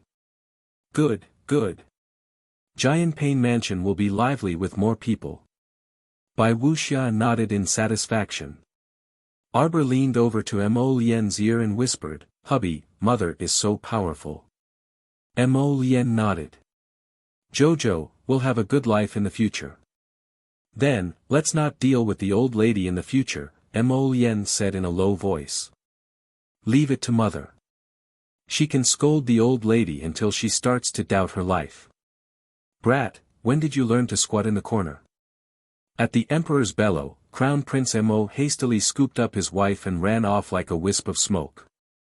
My Joe's section break, walla walla, splatter. The sound of debris falling to the ground echoed inside and outside Empress Lu's bedroom. How is it possible that we can't find anything? Trash. Trash. A bunch of trash. Empress Lu scolded angrily, her eyes red. The palace maids who were prostrating on the ground had long turned pale. They lowered their heads and didn't dare to raise their heads. The fourth prince hasn't stepped out of his room for the past few days. We can't see anything unusual. Impossible. Empress Lu sharply interrupted the secret guard who was reporting. Go and investigate again. We must find something that can be used against him. I will personally present it to His Majesty and let him see what his good son has done. Your Majesty, Your Majesty. The eunuch's sharp voice sounded. Something bad has happened. Something happened to the crown prince. Empress Lu's expression changed.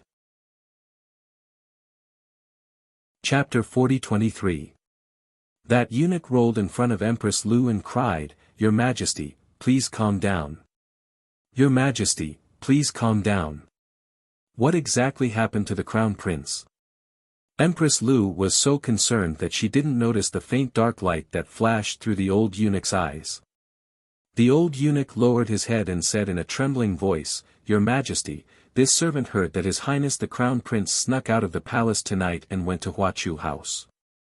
Empress Lu was stunned and then asked sternly, Where is it? What Huachu Hall?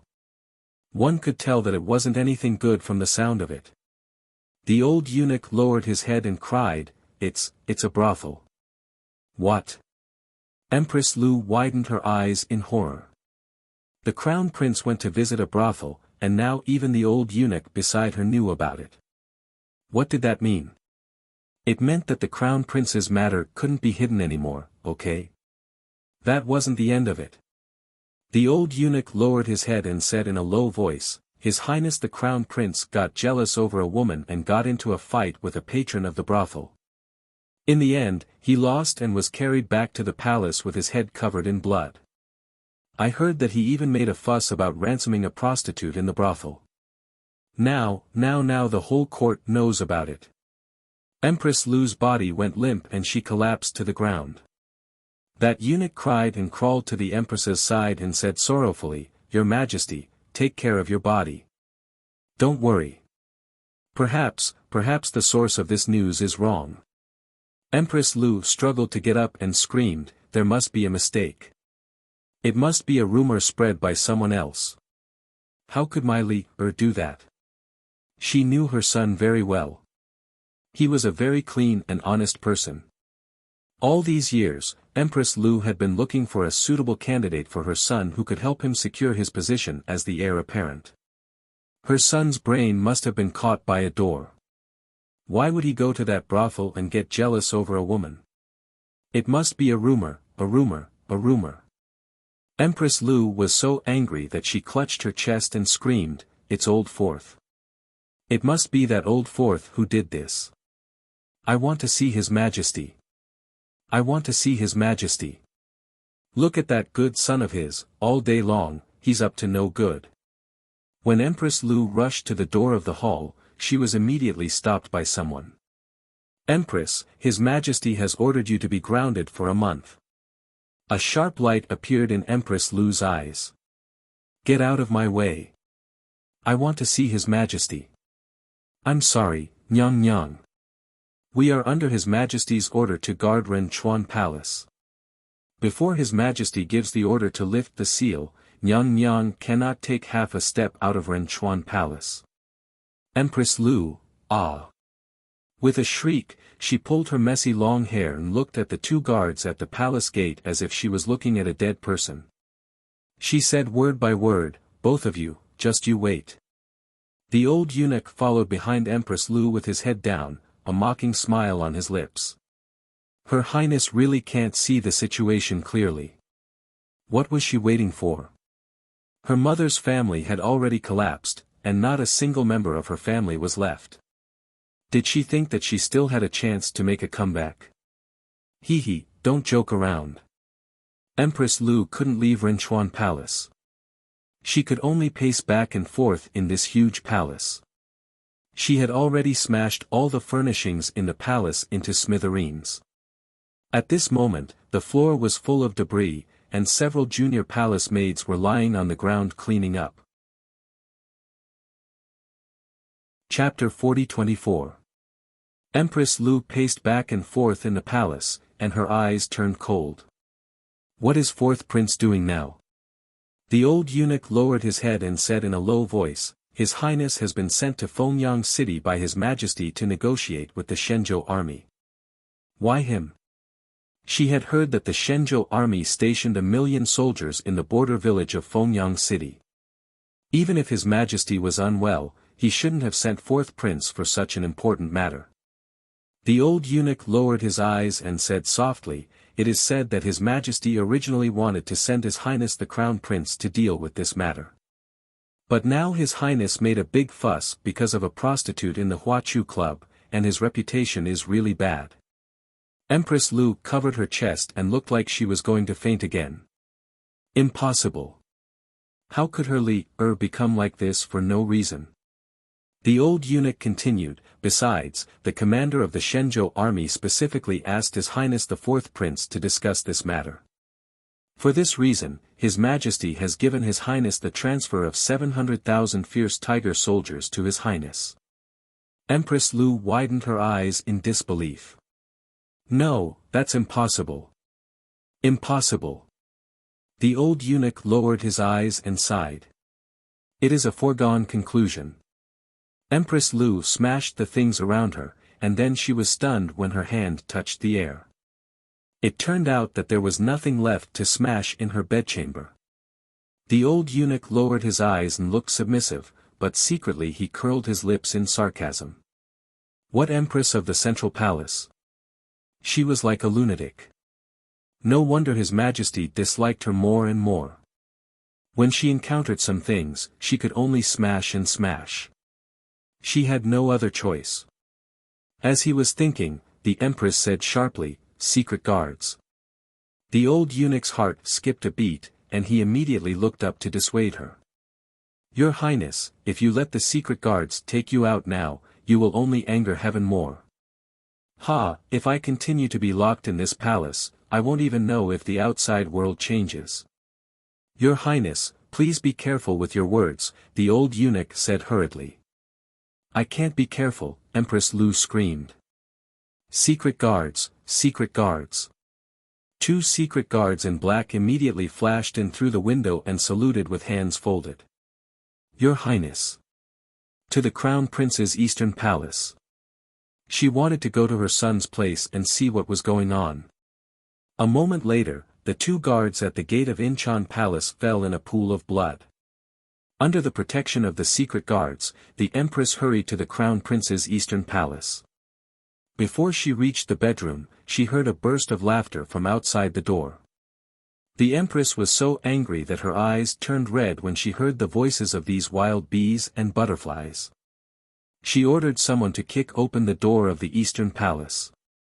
The scene of wine and meat in front of her made her tremble with anger. In just a few days, the Crown Prince had actually dug out a large pond in his bedroom. More than a dozen half-dressed young girls were sitting around Crown Prince Romli. Some of them were delivering wine, while others were pinching fruits. Many pairs of seductive eyes followed the sound and glanced over. "Get out, all of you." Empress Lu's sharp voice resounded throughout the Eastern Palace. The men and women who were indulging in their passion all trembled in fear. "It's Mother Empress." Crown Prince Romli leaned against the soft bodies of the two women like a spineless shrimp. He raised his hand and toasted Empress Lu, who was standing above the pool with an inexplicable expression. Chapter 40-25. Empress Lu's entire body trembles with anger. She points at Crown Prince Romli, who is slumped on top of a woman, and says in a stern voice, "You. Look at what you've become. Get out here right now." Romli frowns, revealing a regretful expression. "Mother, look at what you're saying. What's wrong with air? Air, this is what it means to truly enjoy life." The little eunuch who delivered the wine and fruits to the Crown Prince walks over from the door with his head lowered. Empress Lu's anger turns to hatred, and she sends the eunuch flying with a slap. The fruits on the plate are scattered all over the floor. Romli hurriedly stands up from the pool. Empress Lu then awkwardly discovers that besides a dozen beautiful women, there are two slender men with very good looks beside her son. Empress Lu is stunned on the spot. Could it be that her son has now become bisexual? She staggers and is about to fall to the ground. The two eunuchs hurriedly come forward to support her. Empress Lu angrily brushes away the two eunuchs' hands and says sternly, You, how did you become like this? You're actually willing to degrade yourself like this?" Li's expression is displeased. Just as he is about to speak, he can't stop coughing violently. Empress Lu hurriedly steps forward again, calling the Crown Prince over and over again. "Crown Prince, don't be so unrestrained." Empress Lu advises earnestly, "Your body has always been weak, and you've always paid great attention to taking care of your body. How can you become like this now, unrestrained?" "Things are different now, Mother," Li says impatiently. "Now, Imperial Father has one foot in the coffin. Do I still need to be so cautious? I'm the Crown Prince, second only to one person in above tens of thousands." He straightens his back and says disapprovingly, "I can do whatever I want. Who can control me? Crown Prince." Empress Lu is anxious and angry. She wants nothing more than to knock open her son's head and see for herself if his brain is filled with paste. Why is he suddenly behaving in such a disorderly manner? Do you know how many people in the imperial court are impeaching you because of your unrestrained behavior? Who dares to impeach this crown prince? Rongli shouted angrily, Mother, tell me, which old man is impeaching me behind my back? I'm going to kill these old slaves right now. You! Empress Lu was so angry at her son that her heart ached. She grabbed her clothes and gasped for breath. Son! Even at such an important moment like this, you can't make a single mistake. Do you think your father has no other sons? Second brother and third brother are eyeing your position. And that despicable fourth brother, your maternal grandfather's family was killed by him. You don't think about how to take revenge for your grandfather. Instead, you spend your days in a drunken stupor, hanging out with these sluts. Empress Lu burst into tears. She grabbed her son's sleeve tightly and tried her best to persuade him. You've hurt my heart too much. However, Rongli looked extremely impatient. He shook off his mother's hand and said, all right, stop talking. Isn't it annoying to talk about you by my ear all day long? Don't worry. Once I ascend the throne, you'll be the Empress Dowager with incomparable honor and wealth. Naturally, you'll have endless enjoyment in the future. Chapter 40-26. Oh. You're so confident. A cold voice suddenly came from the door. The mother and son were stunned. They both turned their heads and met the Zhangzhou Emperor's cold eyes. Those eyes were so cold and merciless that anyone who saw them would feel fear. Empress Lu's heart trembled. She hurriedly knelt down and cried out, Your Majesty, the Crown Prince is drunk. He was just talking nonsense. You can't take it seriously. Mother, it's too far-fetched to say that. The second prince stood at the door and said with a smile, I think the Crown Prince's royal brother is very sober. I didn't expect that. I'm not dead yet, but the Crown Prince can't wait to ascend the throne. No, it's not like that, Your Majesty. Empress Lu knelt down and kowtowed. The Crown Prince is talking nonsense after he's drunk. You can't take it seriously. I think he's speaking the truth after he's drunk. The Zhangzhou Emperor angrily rebuked. His cold eyes fell on the Crown Prince who looked like a quail. Rongli shrunk his neck and pretended to be a coward. When he saw the Emperor's sharp eyes, he immediately knelt on the ground and kowtowed again and again. Father, please forgive me. Father, please spare my life. I spoke nonsense after drinking. Please forgive me. Ha! The Zhangzhou Emperor sneered. His hesitant eyes swept over him. Then his eyes fell on the men and women in messy clothes kneeling and trembling on the ground. Rongli, since you won't be the Crown Prince. Then I'll make the decision and order you to be deposed. A trace of pride flashed in the second prince's eyes. His hard work was not in vain. As soon as he received the news that the Empress was kicked out of the palace, he led the Emperor to watch such a good show. This big brother has been too helpful recently. He didn't know if he was controlled by something, but his temperament changed so much that he was floating. There were so many impeachment memorials in the imperial court, and this big brother did so many stupid things. Finally, he got himself removed. Looking at Rongli sitting on the ground with a dazed expression, the second prince couldn't help but stifle his laughter. The emperor glanced at him and frowned. He turned to the empress and said, I'll ground you for 3 months. You came out today. In that case, you'll be grounded for another year. Your Majesty, you can't do this. Empress Lu finally reacted. She scrambled over and grabbed the emperor's clothes. She cried and begged, Your Majesty. You can't just cripple Li like this. Li was just confused for a moment. He will change. As she spoke, Empress Lu reached out and pressed the crown prince's head to kowtow. Rongli put on an act and said in a tearful voice, Father, please have mercy. I know I was wrong. I will be a good person in the future.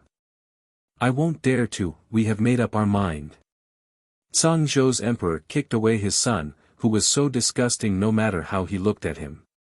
He flicked his sleeves and said, just wait for the decree. Empress Lu collapsed to the ground with a broken heart. Looking at the emperor who left with the second prince without looking back, she couldn't help but burst into tears. It's over, it's over, it's all over. Her broken vision finally focused on the two delicate-looking men behind the crown prince, Rongli.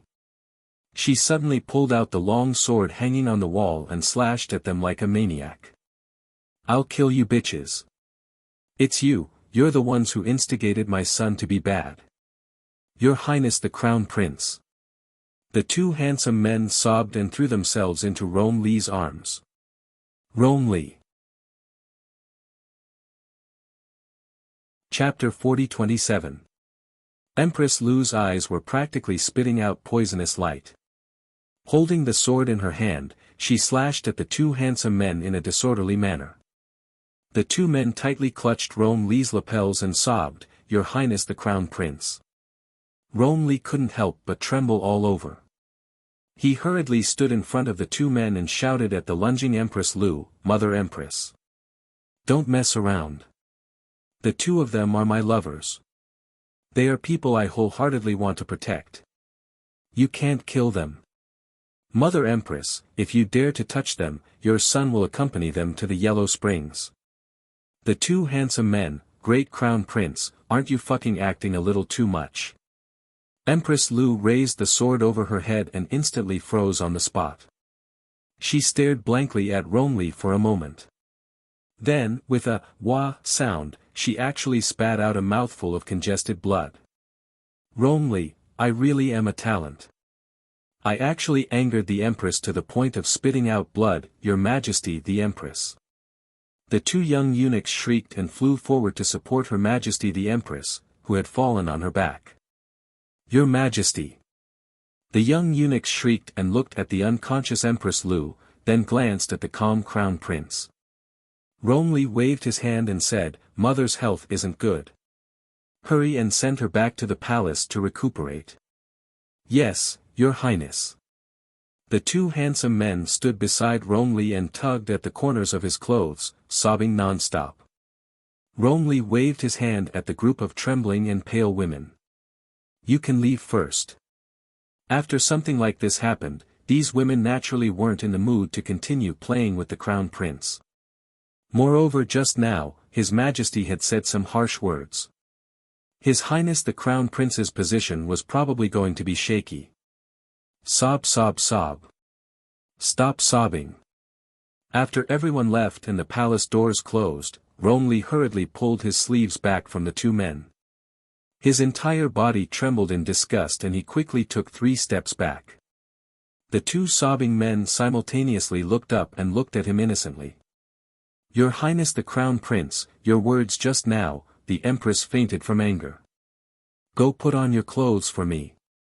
Rongli glanced at the cloaks that were faintly discernible on their bodies and turned his eyes away in disdain. Humph! A set of clean clothes quickly appeared in their hands. As they took off their wet clothes, they said softly, How heartless. Didn't you just say that you want to live and die with us? Rongli, by the way, did Master say when he would be able to retire?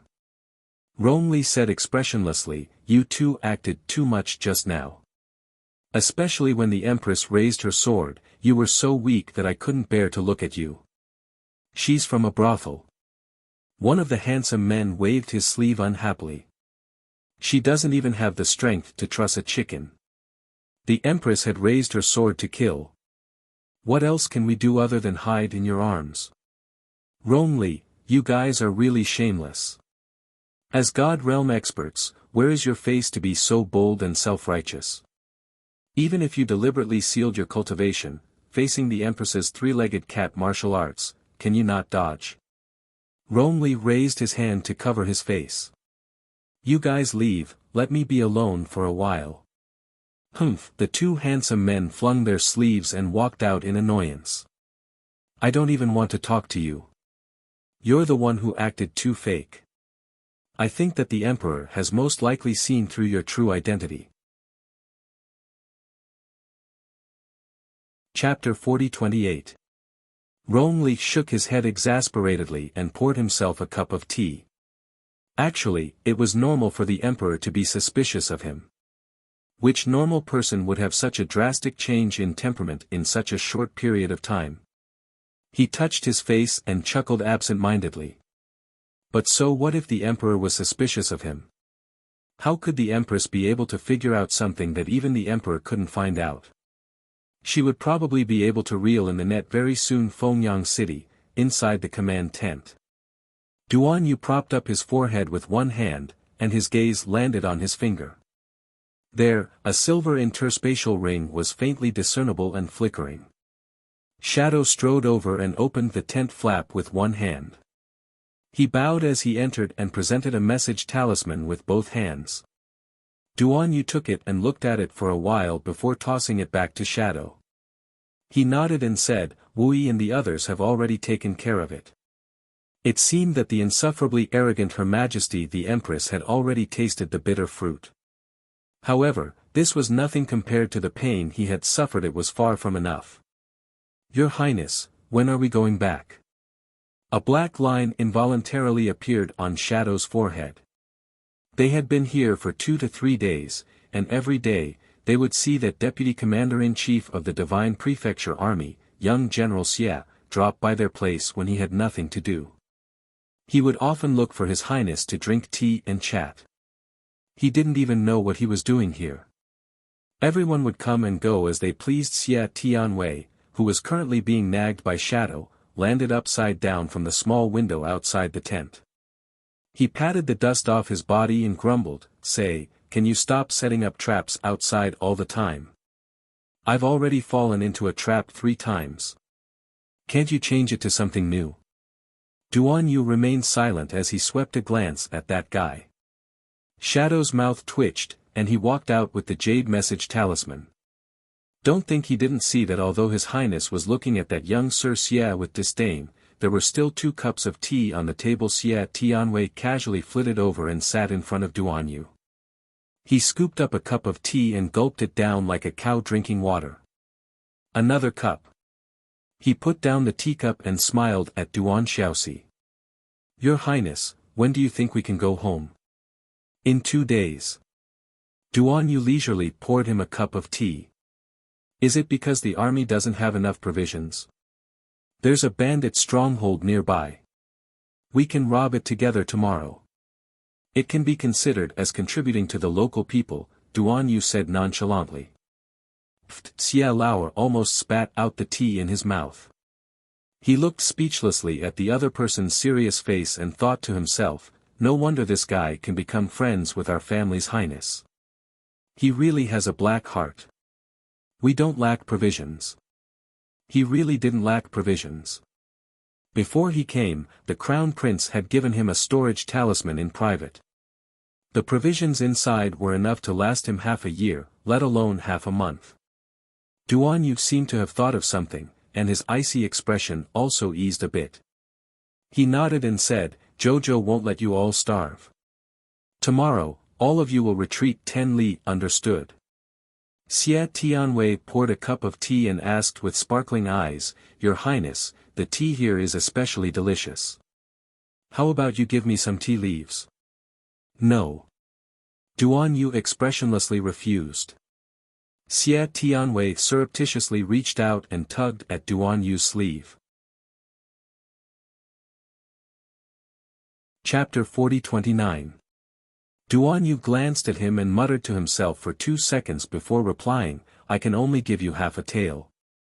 Xie Tianwei stared at Duan Yu as if the sky had collapsed before complaining, "You're too stingy, Your Highness." Duan Yu nodded. "I can't be generous."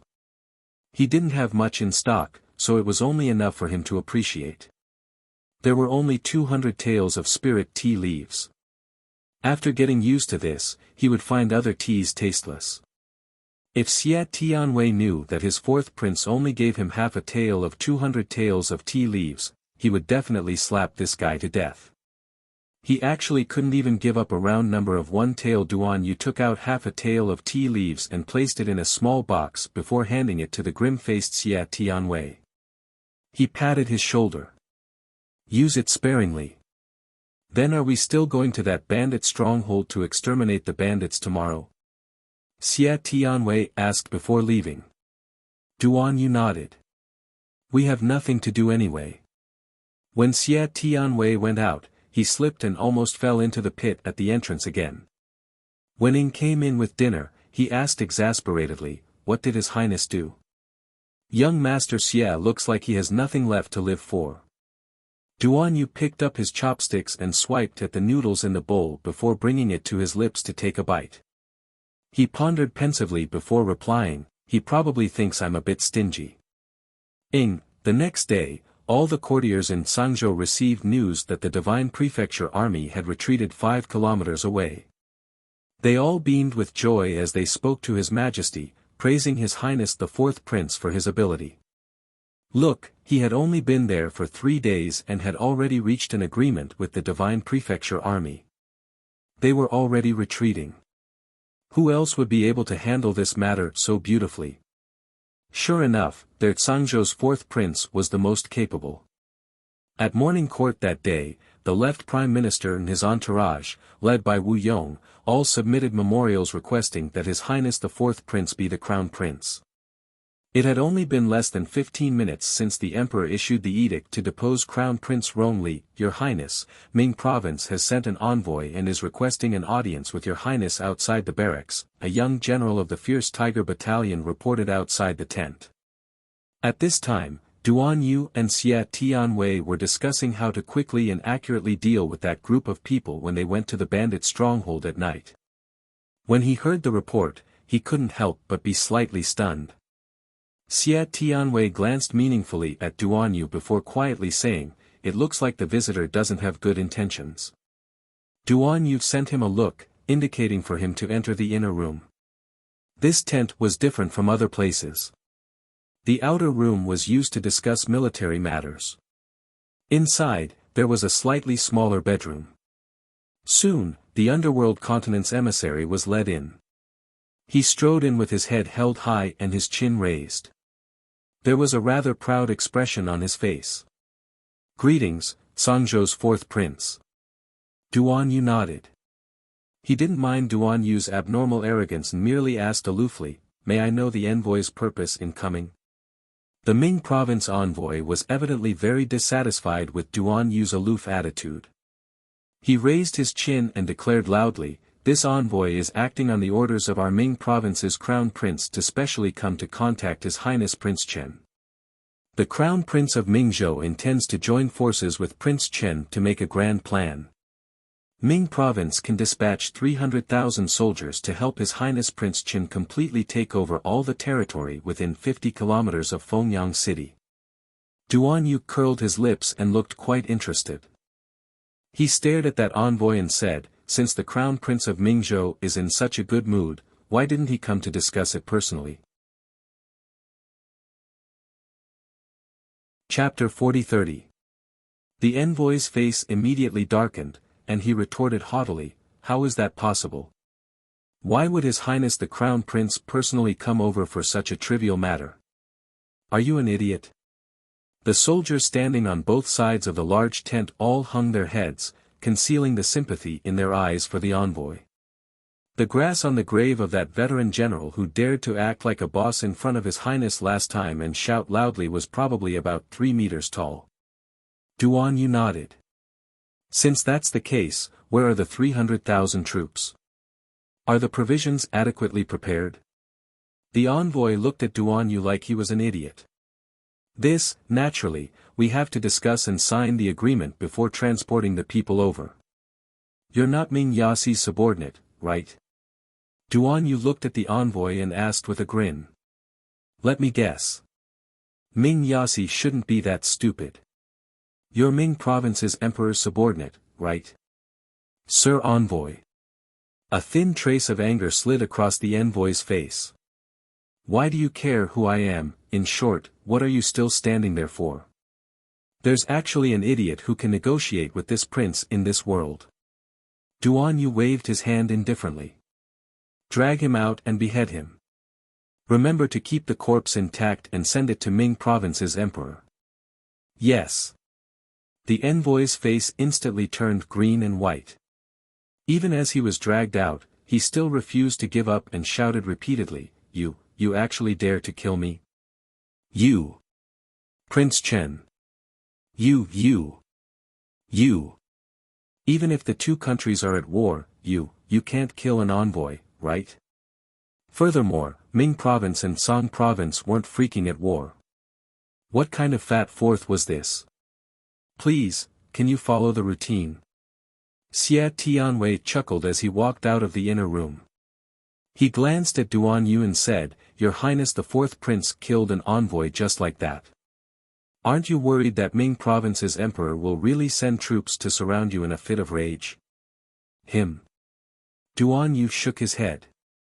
He doesn't have the guts. Within Fengyang City, the Divine Prefecture's army was stationed with 1 million soldiers and Song Province's army was 700,000 soldiers. If Ming Province was willing to mess things up, then come. At most, I'll beat you to death and make it a one-way trip. Xia Tianwei chuckled and waved his hand. Then see you tonight, Your Highness Prince Chen. Then, he left the tent with his servant. Your Highness, this Xia Tianwei doesn't seem simple.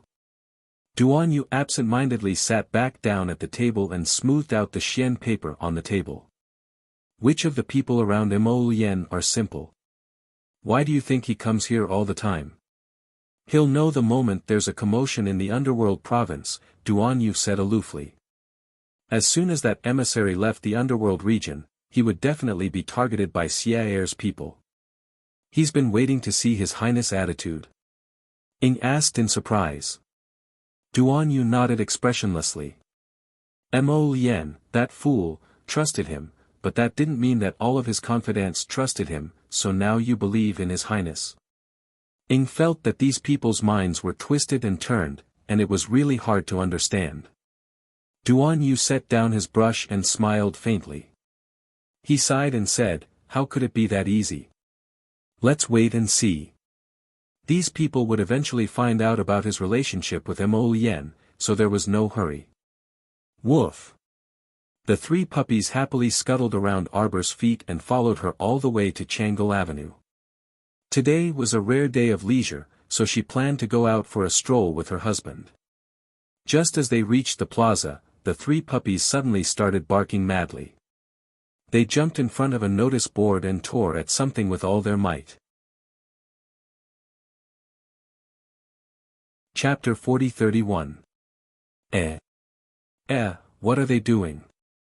A few passers-by curiously pointed at the three puppies hanging on the signboard, whispering and pointing at them as they watched. He saw the three little fellows pulling at the notice board, tearing the paper on it, and continuously letting out low growls from their mouths. What are you doing? Arbor speechlessly walked forward and glanced at the notice board, raising her eyebrows slightly. Needless to say, the notice for the blue-eyed three-headed dog had already spread from Jiuwei City to the imperial capital's Longyan City. What was posted on the notice board was an extremely mighty and domineering ferocious beast drawn on it. It had 3 large sinister heads, a tall and sturdy body, and 4 hooves that were as sharp as a snow wolf's claws. Especially that pair of dark green pupils. When it looked at you faintly, it looked like it would pounce on you and bite your throat in half. It was drawn quite well. The little stoic expressionlessly glanced at the 3 puppies tearing the notice board and slightly knitted her brows. Prince Mo slowly walked over. When he saw this scene, he couldn't help but raise his eyebrows and whisper next to her ear, This is probably their family's ancestor. If it wasn't their ancestor, would they be in such a hurry? Arbor speechlessly glanced at this frivolous man and rolled her eyes at him. She roared at the 3, Hurry up and come over. I'll take you guys to eat delicious food. Woof, woof. The 3 puppies clawed at the notice board and whimpered softly. They abruptly turned back to look at Arbor and dashed over with a whoosh. One of them bit the hem of Qiao Mu's skirt and dragged her toward the notice board. Arbor was baffled and pointed at the wanted portrait on the notice board. You guys want me to tear it down? Woof, woof, woof.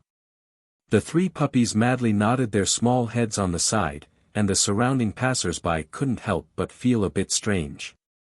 Although these three snowball-like puppies only looked to be the length of an arm, their bodies were extremely nimble and they seemed to be able to understand human speech. Arbor was baffled. Why would I tear it down? I didn't find the Cerberus. When she spoke up to this point, Xiao Mu suddenly paused and abruptly lowered her head to glance at those three. Woof, woof, woof. It can't be, right? Arbor narrowed his eyes and looked at the three puppies. He then raised his head and looked at the mighty and domineering painting on the signboard. Impossible. She immediately rejected her strange idea and muttered in a low voice, how could it be so coincidental? The most important thing was that the three cute puppies in front of him couldn't possibly make people associate them with the mighty and fierce beasts in the picture. Woof woof. The three puppies tilted their heads and hopped around on the spot. It's written on the notice that they're buying a live cerulean. A passerby said in a loud voice, you guys don't know, but the entire Jiuei city is in chaos right now. For the sake of this 100 million spirit coins, many people are looking for this Cerberus openly and secretly. The Cerberus is really rare. Yeah, I've seen a lot of two-headed ones. Arbor glanced at the passers-by who were chatting and laughing. She stepped forward and gently kicked the three puppies. Hurry up and come here. What were they dawdling in the square for? She still wanted to stroll around after eating. Woof, woof, woof. The three puppies drooped their small heads and hopped around Arbor's legs. Arbor was annoyed by their hopping and raised her hand to pick them up. Chapter 40-32. She stuffed two into the arms of the exasperated Mo Yen, while clattering ahead with one in her arms. She muttered, so baffling. Of course it was ridiculous. Could it be that she had been thinking about the blue-eyed three-headed dog recently, so everyone looked like a three-headed dog to her? Otherwise, why would she suddenly think that these three little puppies seemed to be hinting something to her? She suddenly stopped in her tracks and turned around to walk towards the signboard. Mo Yen was startled and naturally followed her. She looked at her wife helplessly and said, Jojo, what's wrong? What was going on? Why did his wife suddenly have a problem with a signboard? Arbor suddenly scratched the little white puppy's fur and pointed at the three-headed dog on the signboard. Is that your ancestor? The little puppy in her arms immediately shook its little head vigorously. The two in Mo Yen's arms also shook their heads vigorously. The three little heads shook at the same time, the rhythm and frequency were really similar.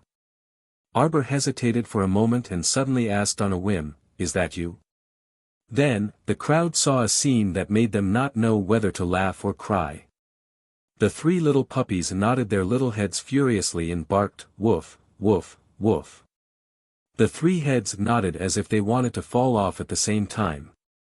Hey, these three little puppies nodded. What do you mean? What can they mean? They said that the three-headed dog on the signboard is the three of them. Ah, ha ha ha.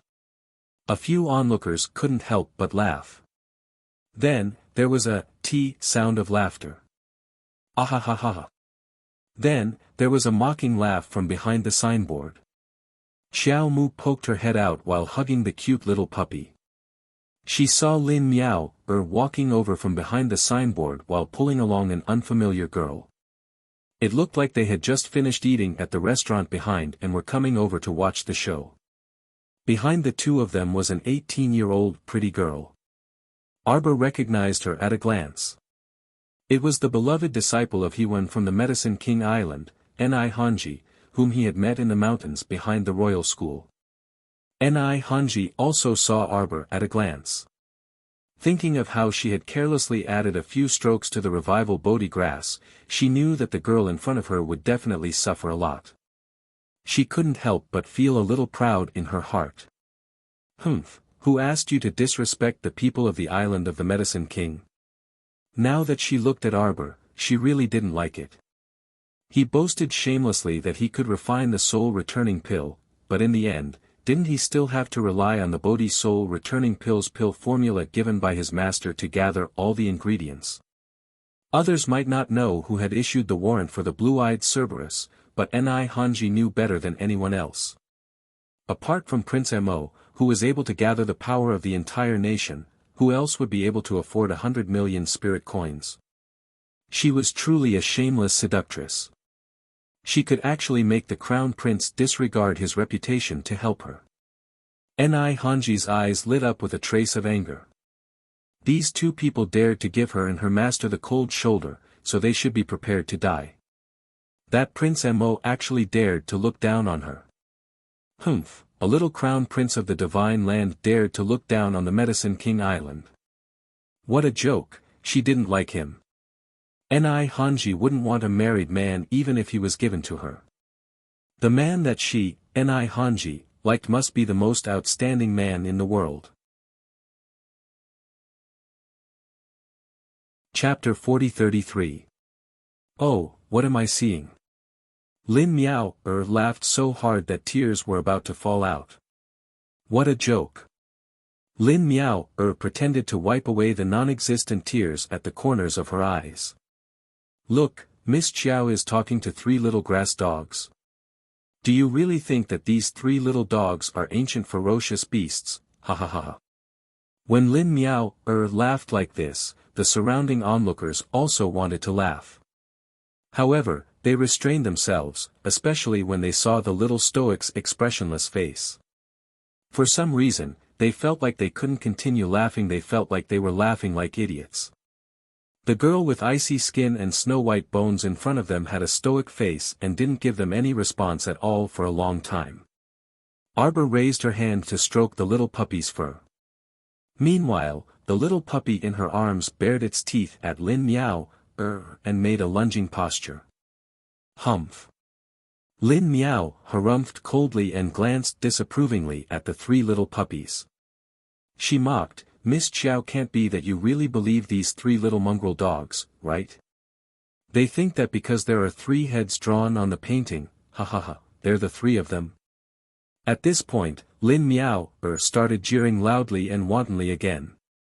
Ha ha ha, that's really too funny. They're 3-headed dogs, not 3 dogs. The surrounding onlookers couldn't help but want to laugh again, but they glanced at the still expressionless Sir Jojo. They couldn't laugh again for some reason. Mo Lien knitted her brows and walked up to pull her wifey over. Just as she was about to speak, Arbor pulled her hand to stop her. Jojo's lotus was simply lowering her status by talking to them. The best way was to let these women perform a one-man show on their own. She couldn't be bothered to pay attention to them. She was standing here talking to her little puppies. Why did she need these irrelevant people to express their opinions? She was simply crazy. Arbor raised her hand, and the painting that had been ripped apart by the 3 little puppies floated into her hand. Arbor scratched the puppy's head and asked again with a serious face, was it you? Woof, woof, woof, woof. The 3 puppies nodded their heads in unison, with an expression that said, yes, yes, yes, please praise me. Mo Lien glanced at his wife in amusement and held her little hand. Is it true? If these 3 puppies were really the Cerberus, then it would be a huge joke. Husband, don't forget to pay me 100 million spirit coins. Mo Lien, wife, my spirit coins are all yours. Arbor thought about it and agreed. He glanced at him regretfully and said, it's rare that I want to give away a wave of wealth, but I can't. Mo Lien couldn't help but nod. That's true. What else could he say? Wasn't it all because his wife was awesome? Although these 3 little puppies were completely different from the mighty and domineering Cerberus, but he felt that these 3 puppies didn't need to lie to them.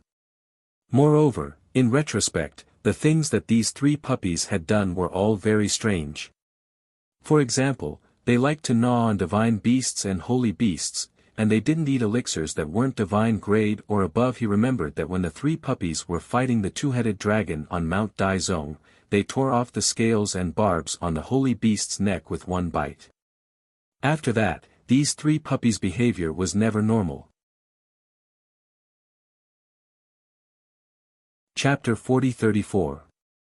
Other people didn't know how extraordinary these three puppies were, but as their master, the little girl was naturally well aware of their abilities. At this time, she met Mo Lian's eyes, and both of them saw confirmation in each other's eyes. These three puppies most likely weren't lying to them. They were probably really the ancient vicious three-headed dog. But Lin Muir's ridicule seemed to have some truth to it. They had never seen a three-headed dog turn into a three-headed dog before. This was too bizarre. Arbor glanced at the puppy in her arms and patted its head. Then why didn't you say anything when we issued the arrest warrant earlier? Woof, woof. The puppy looked at its little master in bewilderment. Arbor also felt that her question was a bit funny. At that time, she and Mo Lian were discussing how to issue the arrest warrant in Jiawei City, so these three puppies weren't with her. If it weren't for the fact that they could see arrest warrants everywhere on the streets today, these three puppies would probably still be in the dark. They were actually wanted by their master. Xiao Mu covered her small face with her hand, suddenly at a loss for words. How should she put it? This really was a huge misunderstanding. The little stoic petted the puppy's chubby body before turning around to pull Mo Lian to the side of the plaza as if no one else was around. There were many restaurants and teahouses here, so they could just pick one to eat first. Besides, there were too many people here, so it wasn't convenient for her to communicate with the puppies.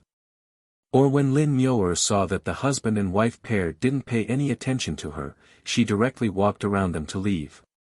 She instantly felt a bit angry, and she didn't know where her courage came from, but she suddenly reached out to block Arbor's path. Wait. Mo Lian's cold and heavy eyes swept over Lin Muir's face. Arbor hooked her arm around her husband's arm and glanced at her with a bored expression. She said indifferently, "What, do you want to lose a few more teeth? Or do you not want your face anymore?" Lin Muir's face stiffened. "Do you really think your Lin family can do whatever you want in the sovereign capital?" Arbor reprimanded mercilessly. "You can try.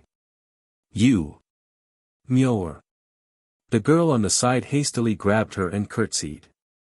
"Crown Princess, please don't be angry. Muir is only joking with you. What's so funny?" Arbor's voice was cold as she swept her gaze around her. "Funny?" Everyone shook their heads in unison. What was so funny about this? Now, everyone had the strange illusion that they were about to get involved in the fun. What does it have to do with you whether my three little dogs are Cerberus or not? What a bunch of weird women. What a bunch of weird women. You're lying. Lin Muir angrily flung her companion's hand away. Gu Yixin bit her lip and looked helplessly at the angry Lin Muir. She then looked back at Miss Ni Hanji from Medicine King Island as if asking for help. Miss Ni had a high status in the Lin family. As long as she was willing to say a word, Muir probably wouldn't clash with the Crown Princess. But would Ni Hanji dissuade her? She watched gleefully, wishing nothing more than to see Xiao Mu suffer a setback. Even if Lin Muir didn't start a fight, she would still say a few words and let them fight.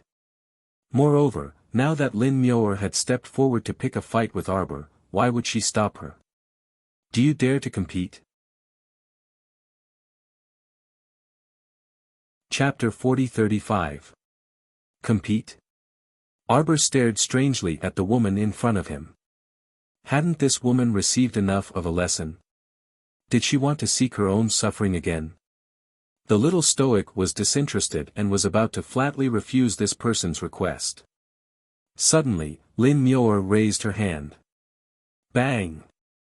After a loud noise, panicked cries came from the crowd. At the same time, everyone hurriedly retreated in a flurry. A huge black dog descended from the sky in front of Xiao Mu.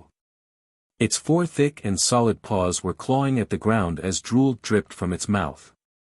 It was currently staring fixedly at Xiao Mu with a pair of small eyes that were like ice shards. Mo Yen reflexively pulled his wife into his arms and narrowed his eyes, fury flitting through them. "You're courting death." His tone was abnormally icy, and when he stared at Lin Muir, the latter unexpectedly shuddered. When Ni Hanji saw this, she stepped forward and stood next to Lin Muir with a grin. "What does your highness the crown prince mean?" "Miss Lin merely wants to follow the crown princess's 3-headed dogs," she sneered and disdainfully swept her gaze over the 3 small dogs. She continued, "It's just a competition. How is this enough to anger the crown princess? Could it be that you don't dare to compete? Yo yo yo. It's so lively." An Wushuang's voice came from afar. Arbor turned around and sure enough, he saw a fiery red figure squeezing through the crowd and running over like a wisp of smoke. "Oh my, such a big dog. Who are you trying to scare here?" An Wushuang's gaze swept around and finally landed on Lin Muir, who had an unsightly expression. She giggled and said, "Why is it you again? What, this commandery princess didn't teach you enough last time? Now that your teeth are fixed, you're making a ruckus on the streets again." When Lin Muir saw An Wushuang's unrestrained manner, she felt her teeth ache for no reason. She herself didn't realize that she had involuntarily taken 2 steps back. He stared at An Wushuang warily and sneered, "Don't slander me. Who is causing trouble on the streets?" Lin Muir said loudly. I just came to." She took a deep breath and looked at Arbor angrily. "How about it? Do you dare to compete with me? Didn't you say that these 3 puppies are Cerberus? Why don't we let them compete? Right and wrong, we will know once we compare them." "Meow, Gu Yisin tugged at her sleeve. She wanted to advise her not to cause any more trouble.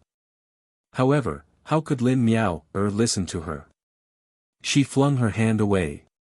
In addition, the troublemaker Ni Hanji chuckled. Could it be that the crown princess is afraid of losing?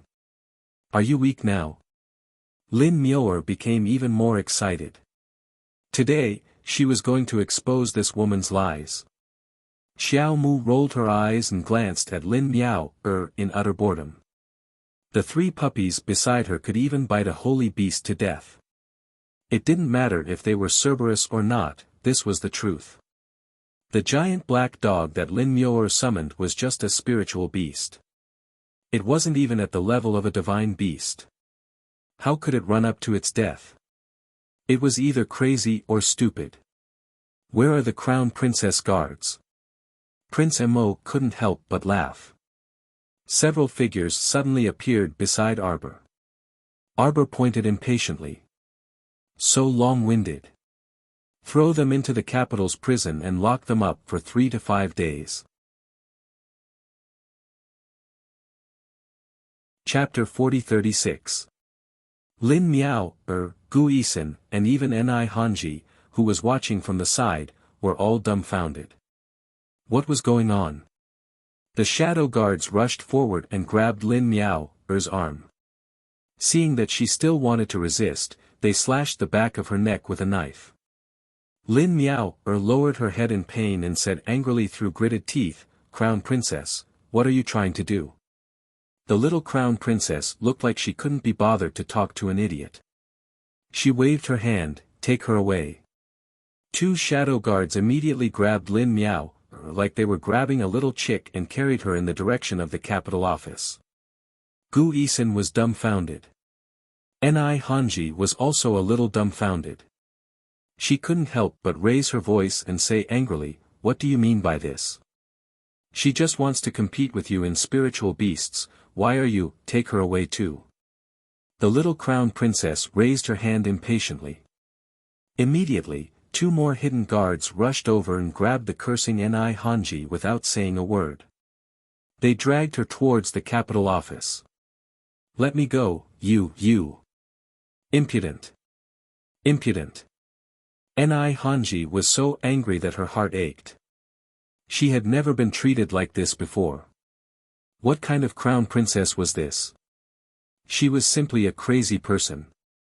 Why did she send them to the capital office's prison without saying anything? If Empress Dowager Chen was here, she would definitely want to curse out loud. This little crown princess was indeed a piece of trash. She wanted to compete with you in spiritual beasts, but you used your power to suppress her. She wanted to play harem and mind games with you, but you didn't play by the rules at all and used your strength to suppress her. How could they continue to play with you? You didn't play harem games, you didn't play with strength in Jianghu. You were the opposite of everyone. Who could continue to play with you happily? And Wushuang almost burst out laughing. She opened her mouth and laughed out loud. But at this moment, Lin Miao's howl came from afar. In the blink of an eye, that huge black dog that was scratching its paws on the ground suddenly flared up all its fur and pounced at Xiaomu with a whoosh. Roar! Woof woof, woof! The three little white dogs' fur bristled as they leaped out. Whoosh! Whoosh!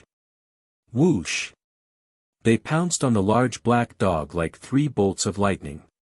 One of them bit its back, the other its chest, and the last one pounced on its throat and bit it right in the face. After a few tearing sounds, the giant dog let out a miserable howl. 3 pieces of flesh were torn off by the cute little puppy, and blood immediately gushed out like a fountain. Woof! And Wushuang was completely stunned. She rubbed her eyes. The silent crowd suddenly burst into a burst of panicked screams. Wow! Everyone rolled and crawled as they fled in all directions in a sorry state. They were scared to the point their scalps went numb. What the fuck is going on? How could these 3 little puppies, which were only the size of a palm, bite such a huge dog to death in a pool of blood? Wasn't this a little too cruel? Gu Yisin was the only one of the 3 girls who hadn't been taken away. At this moment, she was so scared that she sat down on the ground. Her legs were stained with dog blood. She was so scared that she kept retreating, her whole body trembling uncontrollably. This was too frightening, too frightening. The 3 adorable little puppies had actually been able to unleash such power all of a sudden. No one had expected this, and no one was mentally prepared. So they all went home with vomiting expressions and had nightmares. Chapter 40-37. In the blue and white restaurant, the little crown princess was stroking the fur of the 3 puppies beside her. And Wushuang laughed with a wine glass in her hand. I think those onlookers won't be able to sleep tonight. It was too funny. Thinking back to the confused, frightened, and defenseless expressions on everyone's faces, ha ha ha ha, Princess Wushuang burst into laughter. Mo Lien looked at the bright candle in disdain and took the dishes in front of her to arbor. Don't spray. Brother, you're not giving me any face at all. Princess Wushuang's face immediately turned bitter. Give you no face. I'll give you face when you get married obediently. Don't come looking for your sister-in-law for no reason and affect our married life. And Wushuang really wanted to smash the wine glass in her hand into his face. Arbor blinked and glanced at Mo Lien beside him, then looked up at Princess Wushuang. Wushuang, why are you here? And Wushuang immediately dragged the stool towards Arbor. I'm here to talk to my sister-in-law. Sister-in-law, I don't know if you've heard that the people from the Medicine King Island want to hold an elixir auction in Dragon Flame City. Sister-in-law, are you free? Let's go and have fun together. Your sister-in-law is not free. Mo Lien rejected her without hesitation. Third Fu will be back in the capital tomorrow. He should be free these days. You can go and find him. And Wushuang's head drooped, and she lowered it. Arbor looked at Mo Lien in confusion. Mo Lien took his wife's hand and glared at An Wushuang with a look of disappointment. She's just a papaya head. Jojo, help me persuade her when you're free. Brother, can we not talk about him? An Wushuang glared at him angrily. Arbor dragged the stool towards An Wushuang and asked her, Lien said that you and third young Master Fu are in love with each other, why do you have such an expression at the mention of him? The little fellow said to her with an experienced expression, you haven't seen someone you like for a long time, don't you miss him? If Jojo's Ren leaves for a while, Jojo will miss her. Mo Lien, what should he do if he felt that his wife was hilarious? An Wushuang mumbled and said sourly, don't listen to brother's nonsense.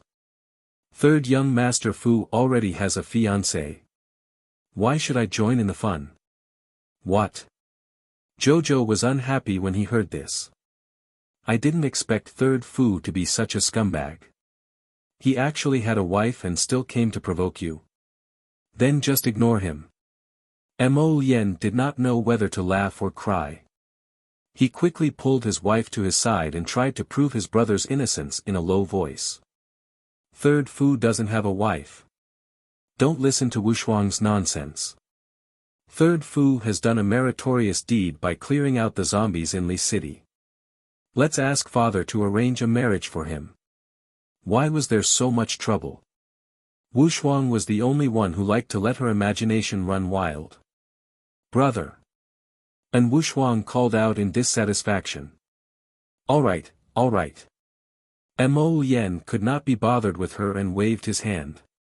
You're so long-winded. A 19-year-old girl is even more naggy than a 90-year-old woman. An Wushuang, exclamation point.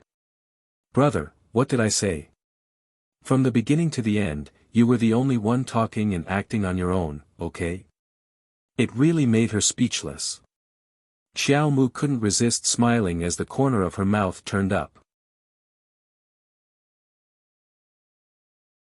Chapter 40-38. After a while, Arbor took out a silver needle and tested it on the three puppies. Then, she sighed and put down the needle. It's useless to take blood now. Why? An Wushuang asked curiously. I think these three puppies are extraordinarily brave. They're even braver than the tigers and wolves in my army. Wushuang built a tiger and wolf battalion. Mo Lien put the peeled shrimp on the small plate in front of Arbor and said with a smile, Jojo, is there any way to strengthen the bodies of tigers and wolves? Those should be low-level spiritual beasts. Arbor tilted her head. There is. She took out a few bottles of medicinal liquid from her inner world and put them in front of An Wushuang. These were the medicinal liquid of the breakthrough pills that she had made. It should be effective for both human and beast bodies. She remembered that her master had left many advancement pills in the longevity hall. She guessed that these would be useful. She would send a few bottles to Princess Wushuang later. Dilute these medicinal liquid before giving it to them. Just add a little to their food every day. An Wushuang nodded and took the bottles happily. Sister-in-law, I've heard that your alchemy skills are superb. I didn't expect that you'd also have experience in improving beasts. The medicinal pills that ordinary alchemists made were naturally targeted at human cultivators. Arbor had so many beasts around her, so she was different. When she was free, she would think about how to make some pills to improve her beasts. After a long time, she naturally gained a lot of experience. Mo Lien poked a cute little puppy in the next episode and shook his head in exasperation. It seems that my previous conjecture wasn't wrong. After the Cerberus escaped from the Tower of Punishment, it asked for your protection. Mo Lien had a funny expression. Speaking of which, these three puppies had good taste. If they followed Jojo, even if the Heavenly Tao wanted to attack them, it would have to consider whether it could defeat Jojo first, woof. One of the puppies flipped its body over and revealed a heroic expression, you can poke Master Silver, Ada is not afraid of pain. Arbor couldn't help but twitch his mouth. He rubbed its fur and shook his head. If you can't regain your status as a holy beast, it's useless even if you take the blood. The Cerberus should have been heavily injured by the Heavenly Tao when it escaped from the Tower of Punishment. Mo Lien pondered for a moment before saying, Jojo, think about it. Before this, it had always wanted to eat the two-headed Jiao's sacred beast crystal core. Later on, it didn't even want to let go of the sacred beast lion's egg. Xiao Mu nodded. She also remembered how these three little fellows had disdainfully eaten the spirit beast Raging Flame Hound's crystal core. Their reluctant attitude made it seem like the spirit beast crystal core was neglecting them. They were overjoyed when they saw the phoenix spring, and they even wanted to eat the poisonous flower king, a saint-ranked poisonous creature. Everything shows that they are trying their best to recover their strength. Mo Lien sighed softly. Poor Cerberus. It was a holy beast, but what kind of dog had it been beaten into by the heavenly Tao? Why couldn't it even speak human language? Lord Jojo rubbed the three puppies' heads sympathetically and said softly but firmly, Master Silver will refine restoration pills for you to help you recover your strength. Now, they had to find a holy beast, kill it, and peel off its crystal core for them to consume. This was something that could only be chanced upon and not sought. As for pills, compared to Jojo, it was much simpler. Woof. Chapter 40-39. The three puppies felt a sense of bliss that they had never felt before. Masta finally understood them completely. Masta, you're finally enlightened. Woo, it's not that we want to snatch delicious food, it's that we really want to recover our strength. We really want to give Masta a kiss. However, looking at the great crown prince, who was sitting on the side and glancing at them out of the corner of his eye from time to time, the three puppies very conscientiously didn't act rashly. Who the hell knew what would happen to them if they kissed Masta? Sir Jojo had a solemn and earnest expression as he patted the three puppies' heads. It's been hard on you. Don't worry, with me here, you'll definitely recover as good as new. Moreover, Heavenly Law can forget about finding trouble with you in the future. Woof. Masta is mighty in Wuxia. She suddenly felt that her sister-in-law was so awesome. How did Heavenly Law get involved? Downstairs, after the large dog's corpse was cleaned up by the city guards, the pedestrians on the streets gradually started to move more densely. After the trio finished eating, they left the room and walked downstairs. Arbor suddenly turned around and tugged at her husband's sleeve. She pointed at a stall opposite the door. Husband, there's someone selling white sugar cakes over there. I want to eat them.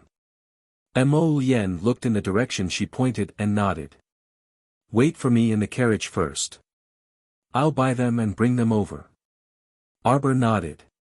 Seeing that the white sugar cake stall was doing well and that there were several people lining up in front of the stall, she thought that the taste should be pretty good, so she could buy a few more pieces and leave them for the snack vendor Lin. Mo Lien left with quick steps with a smile. When Arbor turned around, she saw Princess Wuxia clutching her chest with a pitiful expression that said, "Why are you abusing dogs?" The little stoic lifted her hand to rub Wuxia's head and said earnestly, "Younger sister, after you get married in the future, you'll also be as good as us when you meet a considerate husband." And Wuxia's feet almost slipped, and her head almost hit the door frame. Damn, her sister-in-law was younger than her by 3 years. Looking at her senior-like expression, it really didn't match her stoic face. The eldest sister-in-law was like a mother. The eldest sister-in-law was like a mother. The eldest sister-in-law was like a mother. Princess Wuxia repeated it 3 times in her heart and adjusted her expression. The two of them chatted as they walked out. As soon as they reached the door, they came face to face with a woman who was surrounded by a myriad of stars. That young lady was protected by 3 maidservants. When she caught sight of Princess Wuxia in the little stoic, she was slightly taken aback.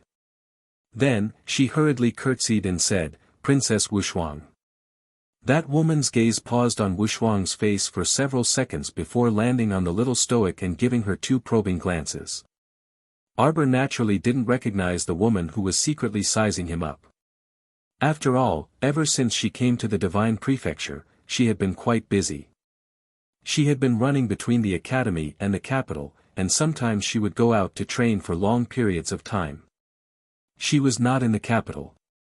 Other than occasionally attending palace banquets and meeting the madams of the families of third-rank high officials and above, as well as the womenfolk of some extremely famous patrician families in the imperial capital, she wasn't familiar with the rest. When An Wushuang saw that young lady, her expression didn't have much of a reaction. She merely swept her calm gaze over her and nodded at her. Miss Bao doesn't need to be so courteous. After saying this, she took the little crown princess' hand and brushed past the young lady, looking like she didn't want to say anything more. Princess, please wait. Chapter 40. However, Miss Bao suddenly called out to An Wushuang when they brushed past each other. Arbor and Wushuang turned to look at her at the same time. Princess Wushuang said indifferently, "Is there anything else, Miss Bao?" Miss Bao was about 18 or 19 years old. She looked very sweet and pleasant, and her smile was graceful and delicate. She looked very gentle and demure. Miss Bao was also dressed in red, but her style was different from Princess Wushuang's. Wushuang's gaze was more resolute than that of ordinary girls. She looked valiant, and with her fiery red makeup, one could tell that she had the demeanor of a general. However, Miss Bao's red dress made her look graceful and alluring. The red dress made her soft and beautiful face look even more radiant and enchanting. Xiao Mu creased her brows. She didn't notice it earlier, but after taking a closer look, she couldn't help but feel baffled. This Miss Bao in front of her actually wore the same outfit as Commandery Princess Wushuang. This really was awkward. "Do you have time, Princess? Can we have a chat in the wing room?" Princess Wushuang rejected her without hesitation. "I don't have time." Miss Bao's expression froze, but she seemed to be used to Princess Wushuang's tone. She smiled sweetly and said, "I won't take up too much of your time. I just want to say a few words." Princess Wushuang's face was full of impatience. Miss Bao hurriedly added, "Yes, it's about my husband." Princess Wushuang's expression changed slightly. Arbor, who was standing at the side, sized Miss Bao up in confusion. "I see that you are dressed as an unmarried girl. How can you have a husband?" Miss Bao's face flushed slightly. She rubbed the handkerchief in her hand and said in a low voice, "I've embarrassed myself in front of this young madam." Princess Wushuang frowned as if she could not bear to hear Miss Bao's nonsensical address. She said lightly, "This is the crown princess. Why aren't you coming forward to greet her?" Miss Bao was shocked, but she did not show it on her face. She hurriedly stepped forward and bowed. "I am Bao Cuiping. Greetings to the crown princess." The little crown princess was getting impatient. "Get up. Don't block the way." Bao Cuiping's face stiffened. She was standing at the entrance of the restaurant. With 3 maidservants, she blocked the entrance and exit of the restaurant. Arbor and the others couldn't get out. There were also 2 or 3 madams and young misses who were watching the fun outside, but they couldn't get in either. The 3 maidservants behind Bao Cuiping hurriedly took 2 steps back. Bao Cuiping's expression was rather awkward as she dodged to the side and said softly, "Your Highness, Cuiping only wants to say a few words about my husband. Actually, it won't take up too much of your time. I know what you want to say." An Wushuang waved her hand impatiently and interrupted her. "Don't worry. I, An Wushuang, have my own pride." "Humph, Cuiping didn't mean it that way. Please don't be angry, Your Highness." Bao Cuiping quickly lowered her head with tears in her eyes. Her pitiful appearance as if she was being bullied instantly attracted the attention of many people in the hall. An Wushuang was infuriated. This Miss Bao was most likely crazy. She had the nerve to stand here and let everyone in the hall gossip about her. An Wushuang even felt embarrassed for her. The little crown princess looked speechlessly at that girl. She shook her head and sighed. "Stop pretending. I'm about to throw up the food I just ate." Chapter 40-41 And Wushuang was taken aback, and she turned to look at her sister-in-law. The little stoic was expressionless, but the words that came out of her mouth were venomous to the extreme. Wushuang only told you to move aside and not block the way, but you look like someone beat you up. What's going on? If other people don't want to talk to me, I definitely won't pester them. But you? Why do you keep blocking us? It's not like that. Bao Cuiping looked pitiful and on the verge of collapse. She knitted her willowy brows and said with tears in her eyes, "Crown Princess, please forgive me." This humble girl didn't mean to block. The little Crown Princess raised her hand and stopped her from continuing. "If you don't mean to, then move aside." She was so long-winded that she couldn't even eat in peace. Miss Bao's body suddenly tilted, as if she had fainted from anger, and she abruptly slumped onto her maidservant. Those 3 maidservants immediately shrieked anxiously, "Miss, Miss." Arbor wordlessly turned his head back and met the similarly speechless Princess Wushuang's eyes. Was she sick? The little Crown Princess looked at Princess Wushuang oddly. Princess Wushuang nodded in full agreement. Wasn't she sick? At this time, her illness of fainting from time to time was truly becoming more frequent. "Princess." A maidservant hurriedly said, "Our miss only wanted to say a few words to you, Princess. Do you need to anger her to the point of fainting?" "Cuiping, Cuiping." A man's shout came from outside. A young man in luxurious brocade clothes quickly squeezed in from the entrance and supported the unconscious Bao Cuiping. "What's going on?" "Cuiping, Cuiping. What are you all still standing there for? Hurry and call for a physician." That man supported Bao Cuiping, and his sharp eyes glared at the little Crown Princess and Princess Wushuang. He didn't recognize the little Crown Princess, but he evidently recognized Wushuang. Thus, his gaze ultimately landed on Wushuang, and he shouted harshly, "Princess Wushuang, why is it you again? Do you think our Marquis Ning estate is easy to bully?" Cuiping fainted from anger every time. Princess Wushuang really wanted to tell him, "Young man, don't you think that it's not normal for your cousin to faint from anger every time?" The little Crown Princess shook her head and looked sympathetically at Bao Cuiping who was in the man's arms. She said indifferently, "Her body is completely useless. Why is it that you fainted for no reason when you were talking properly?" I looked at her face and saw that it was slightly pale. It seemed that her liver, kidney, lungs, and meridians were blocked. You will be frightened and restless when you sleep.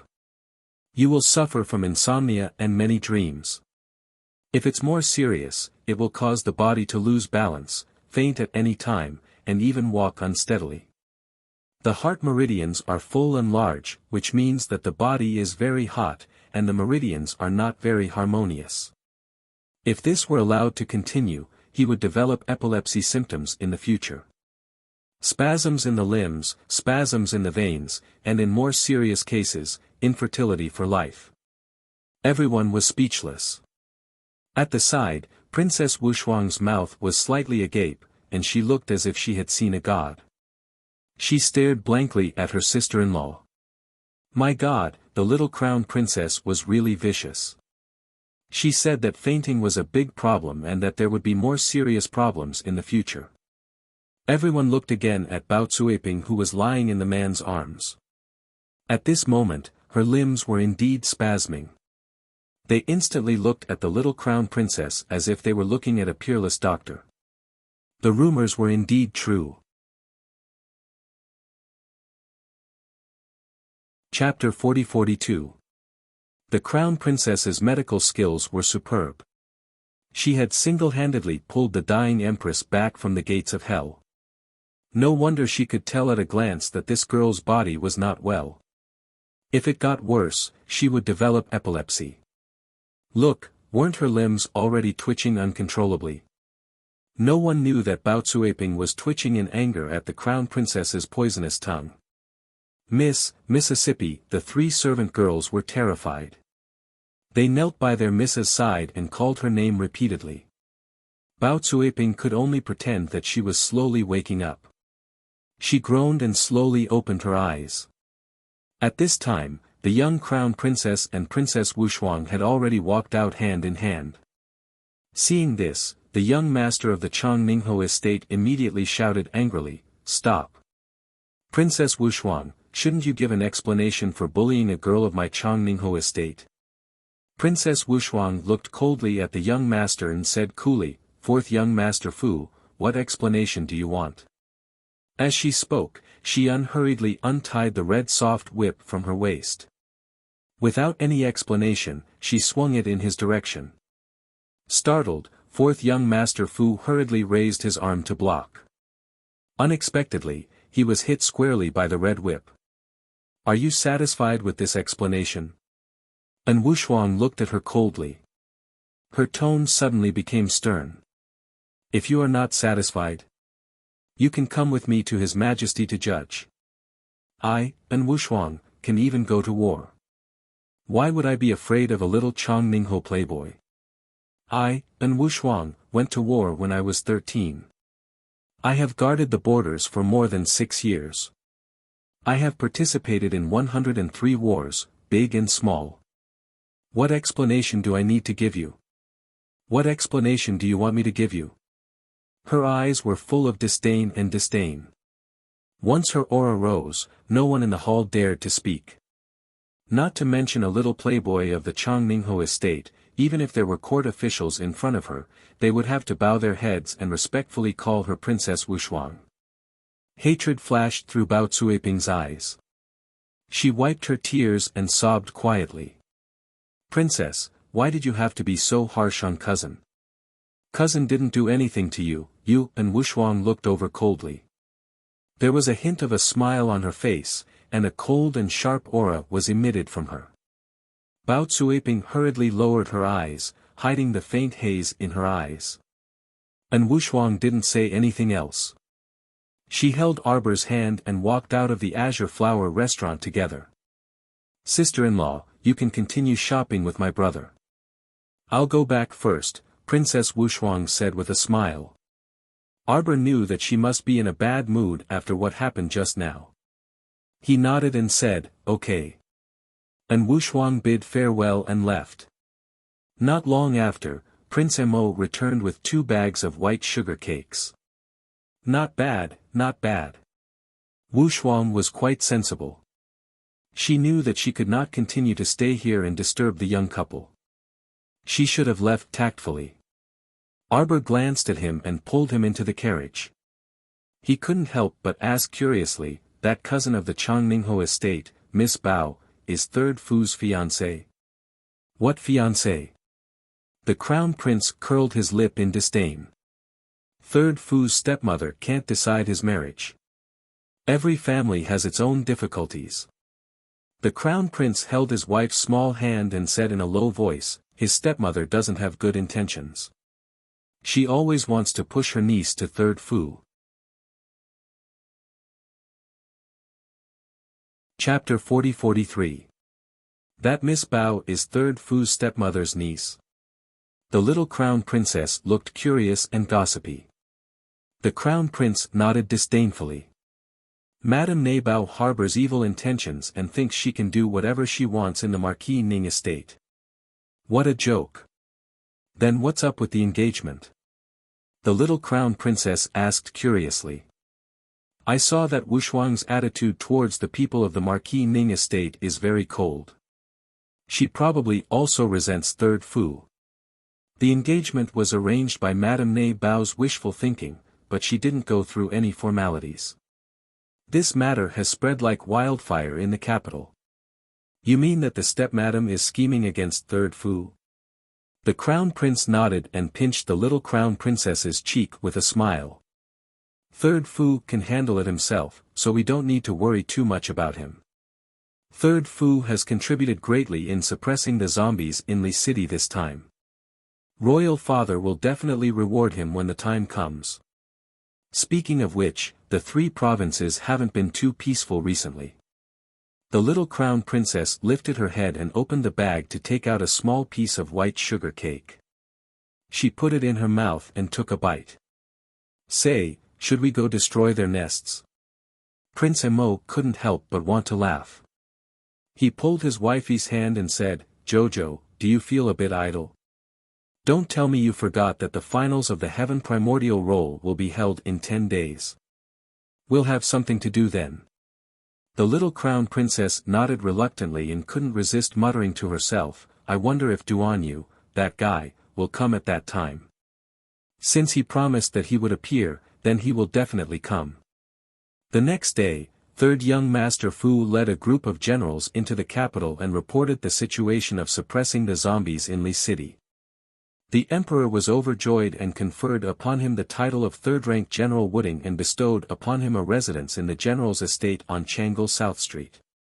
That afternoon, General Wooding's estate was blessed with 2 joyous events. His Majesty selected a matchmaker and bestowed a marriage between General Wooding and Princess Wushuang. The Crown Prince and the little Crown Princess were sitting in the Eastern Palace, eating snacks and gossiping. When the topic of the marriage came up, the two of them were enjoying it. "Just wait and see. This matter is not over yet," the Crown Prince said with certainty. "It would be strange if the Fu family could stop. This is a marriage arranged by His Majesty. Can the second lady of the Marquis Ning Manor make a fuss and defy the decree?" Heh. Mo Lien pinched his wife's small, round chin. "There really are a lot of people with holes in their brains in this world." Xiao Yi suddenly jumped in and cupped his hands at the two of them. "Your Highness, Crown Princess. The Fu family is really causing trouble at Third Young Master Fu's residence." When Prince Mo heard this, he immediately pulled his wife to her feet. "Let's go, Jojo. I'll take you to watch the show." Arbor looked at him expressionlessly. "Am I such a person who likes to watch the show?" "No." The Crown Prince immediately shook his head and said with a grin, "It's your husband who likes to watch." Xiao Yi stood behind the two of them and rolled his eyes helplessly. His Highness the Crown Prince was usually a dignified and calm person, but in front of the Crown Princess, he didn't seem like a normal person. If His Highness had a tail behind him, it would definitely be wagging happily. Xiao Yi looked at the two of them with a strange expression. For some reason, he inexplicably associated his master with a cute pet. Mo Lien seemed to sense something and suddenly glanced at Xiao Yi. Chapter 40-44. The latter hurriedly adjusted his expression and bowed to his master with an incomparably sincere face. "Master, this way please."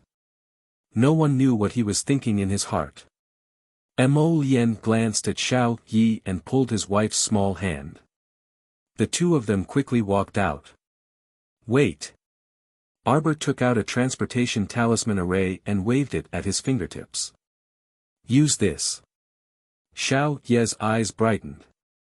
The great Crown Princess was indeed wise. Since they were going to watch the show, of course, the faster the better.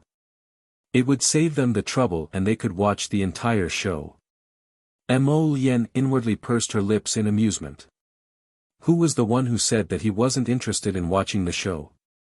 The three of them instantly disappeared from the transportation talisman array. When they reappeared, they were already standing in an alley on Changle Street. They were about a few minutes away from the newly bestowed General Wooding's residence by the Emperor. "Should we use an invisibility talisman?"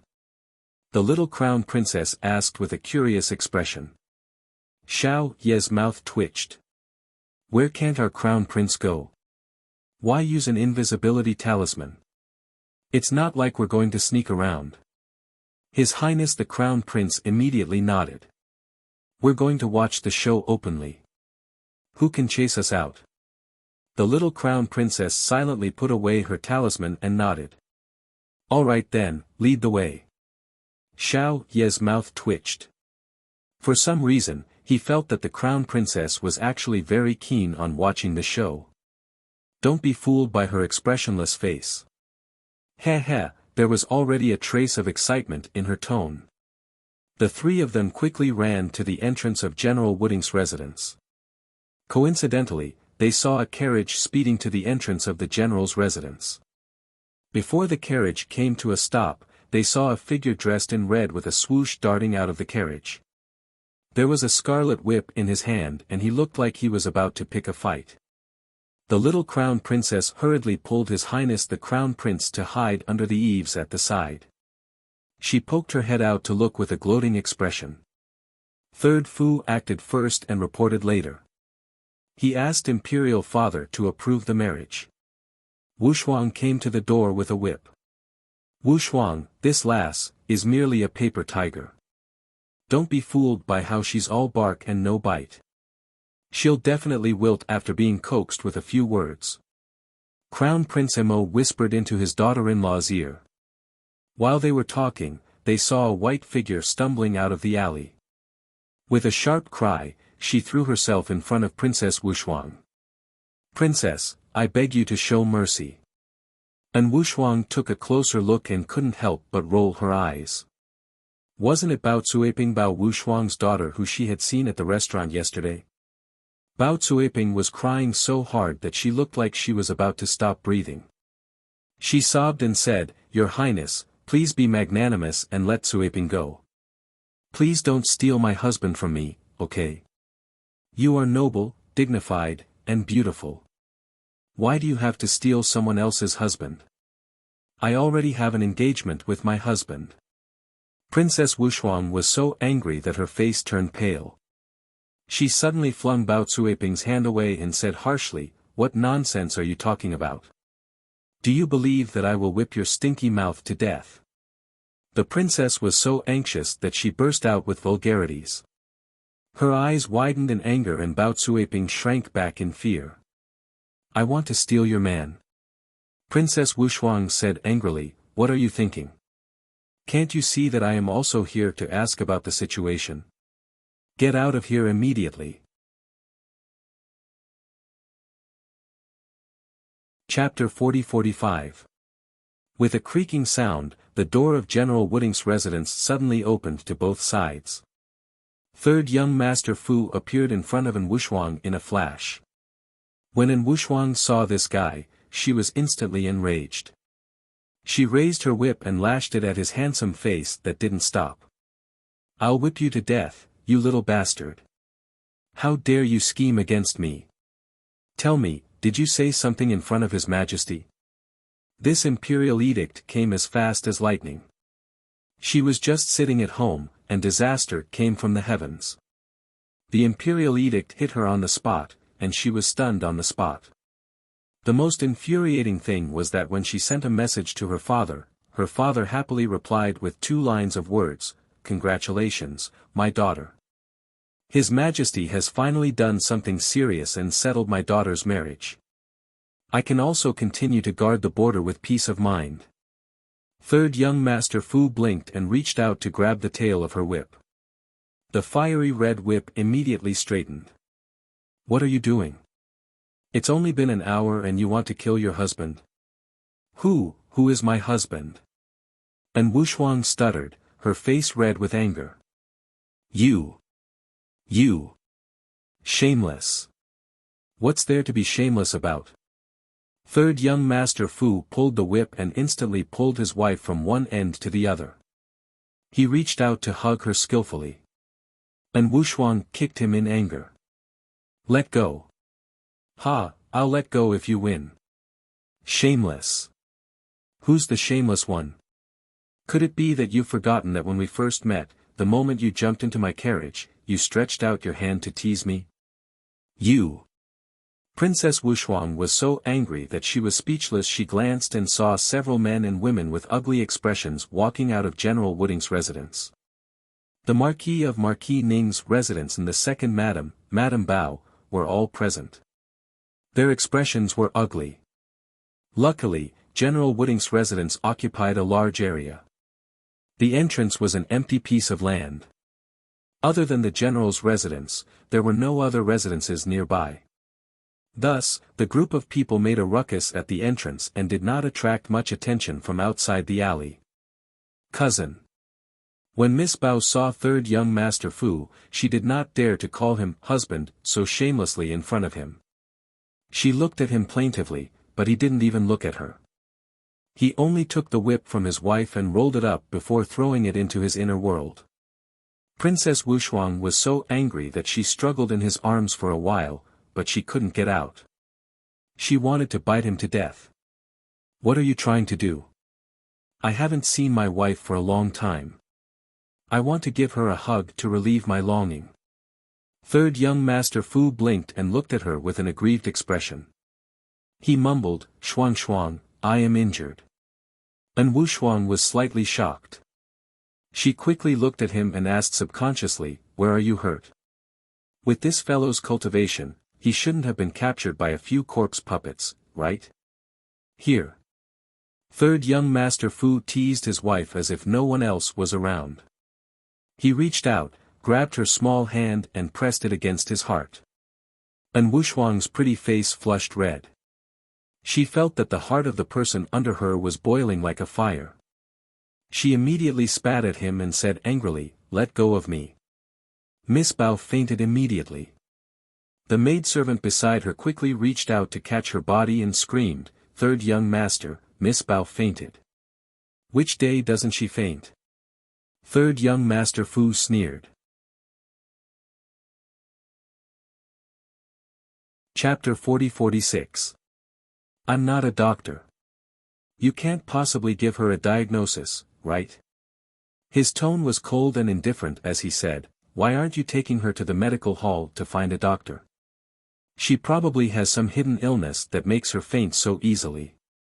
And Wuxia looked speechlessly at this sharp-tongued fellow. She struggled slightly but was unable to break free. Instead, she allowed him to hug her even tighter. You let go." Even Princess Wuxia, a female general who had been in the army for many years, couldn't help but blush. Third Fu's family was standing at the side watching. What was this? Third young Master Fu looked at her with a faint smile. "I can let go, but you can't run away again." "When did I run away?" "Haha."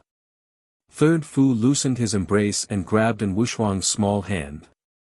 He pulled her into the mansion as if no one else was around. "Stop right there." Madame Bao stomped her feet in anger and couldn't help but scream, You're really all grown up now. You don't even need to listen to your parents anymore, do you?" "Father, women don't understand, but you don't understand either." Third Fu looked at the ashen-faced Marquis Fu in amusement. "When we were inside just now, didn't I make myself clear enough? Madame Bao wants to control your son's marriage. She's not qualified." Marquis Fu's face was sullen. "San, you're a man. You know that if a girl's reputation is ruined, it'll be hard for her to marry into a good family. The matter between you and Suiping, she can only blame herself." Third Fu sneered and said with a cold expression, "Or she can blame her own aunt. Nothing has happened yet, but she's already spreading rumors outside and causing a storm in the capital. It's as if I, Third Fu, have already married her. Where did she get the guts to do this? Doesn't she think she's funny?" Madame Bao was so angry that her entire body trembled. She was like her niece, her body swaying and almost falling. "Madam, don't tell me you want to faint too." Third Fu laughed at the two of them. "Unfilial son." Marquis Fu's old face flushed red. "Anyway, even if you can't disobey His Majesty's edict and insist on marrying Princess Wuxia, you can't let down your cousin's deep feelings.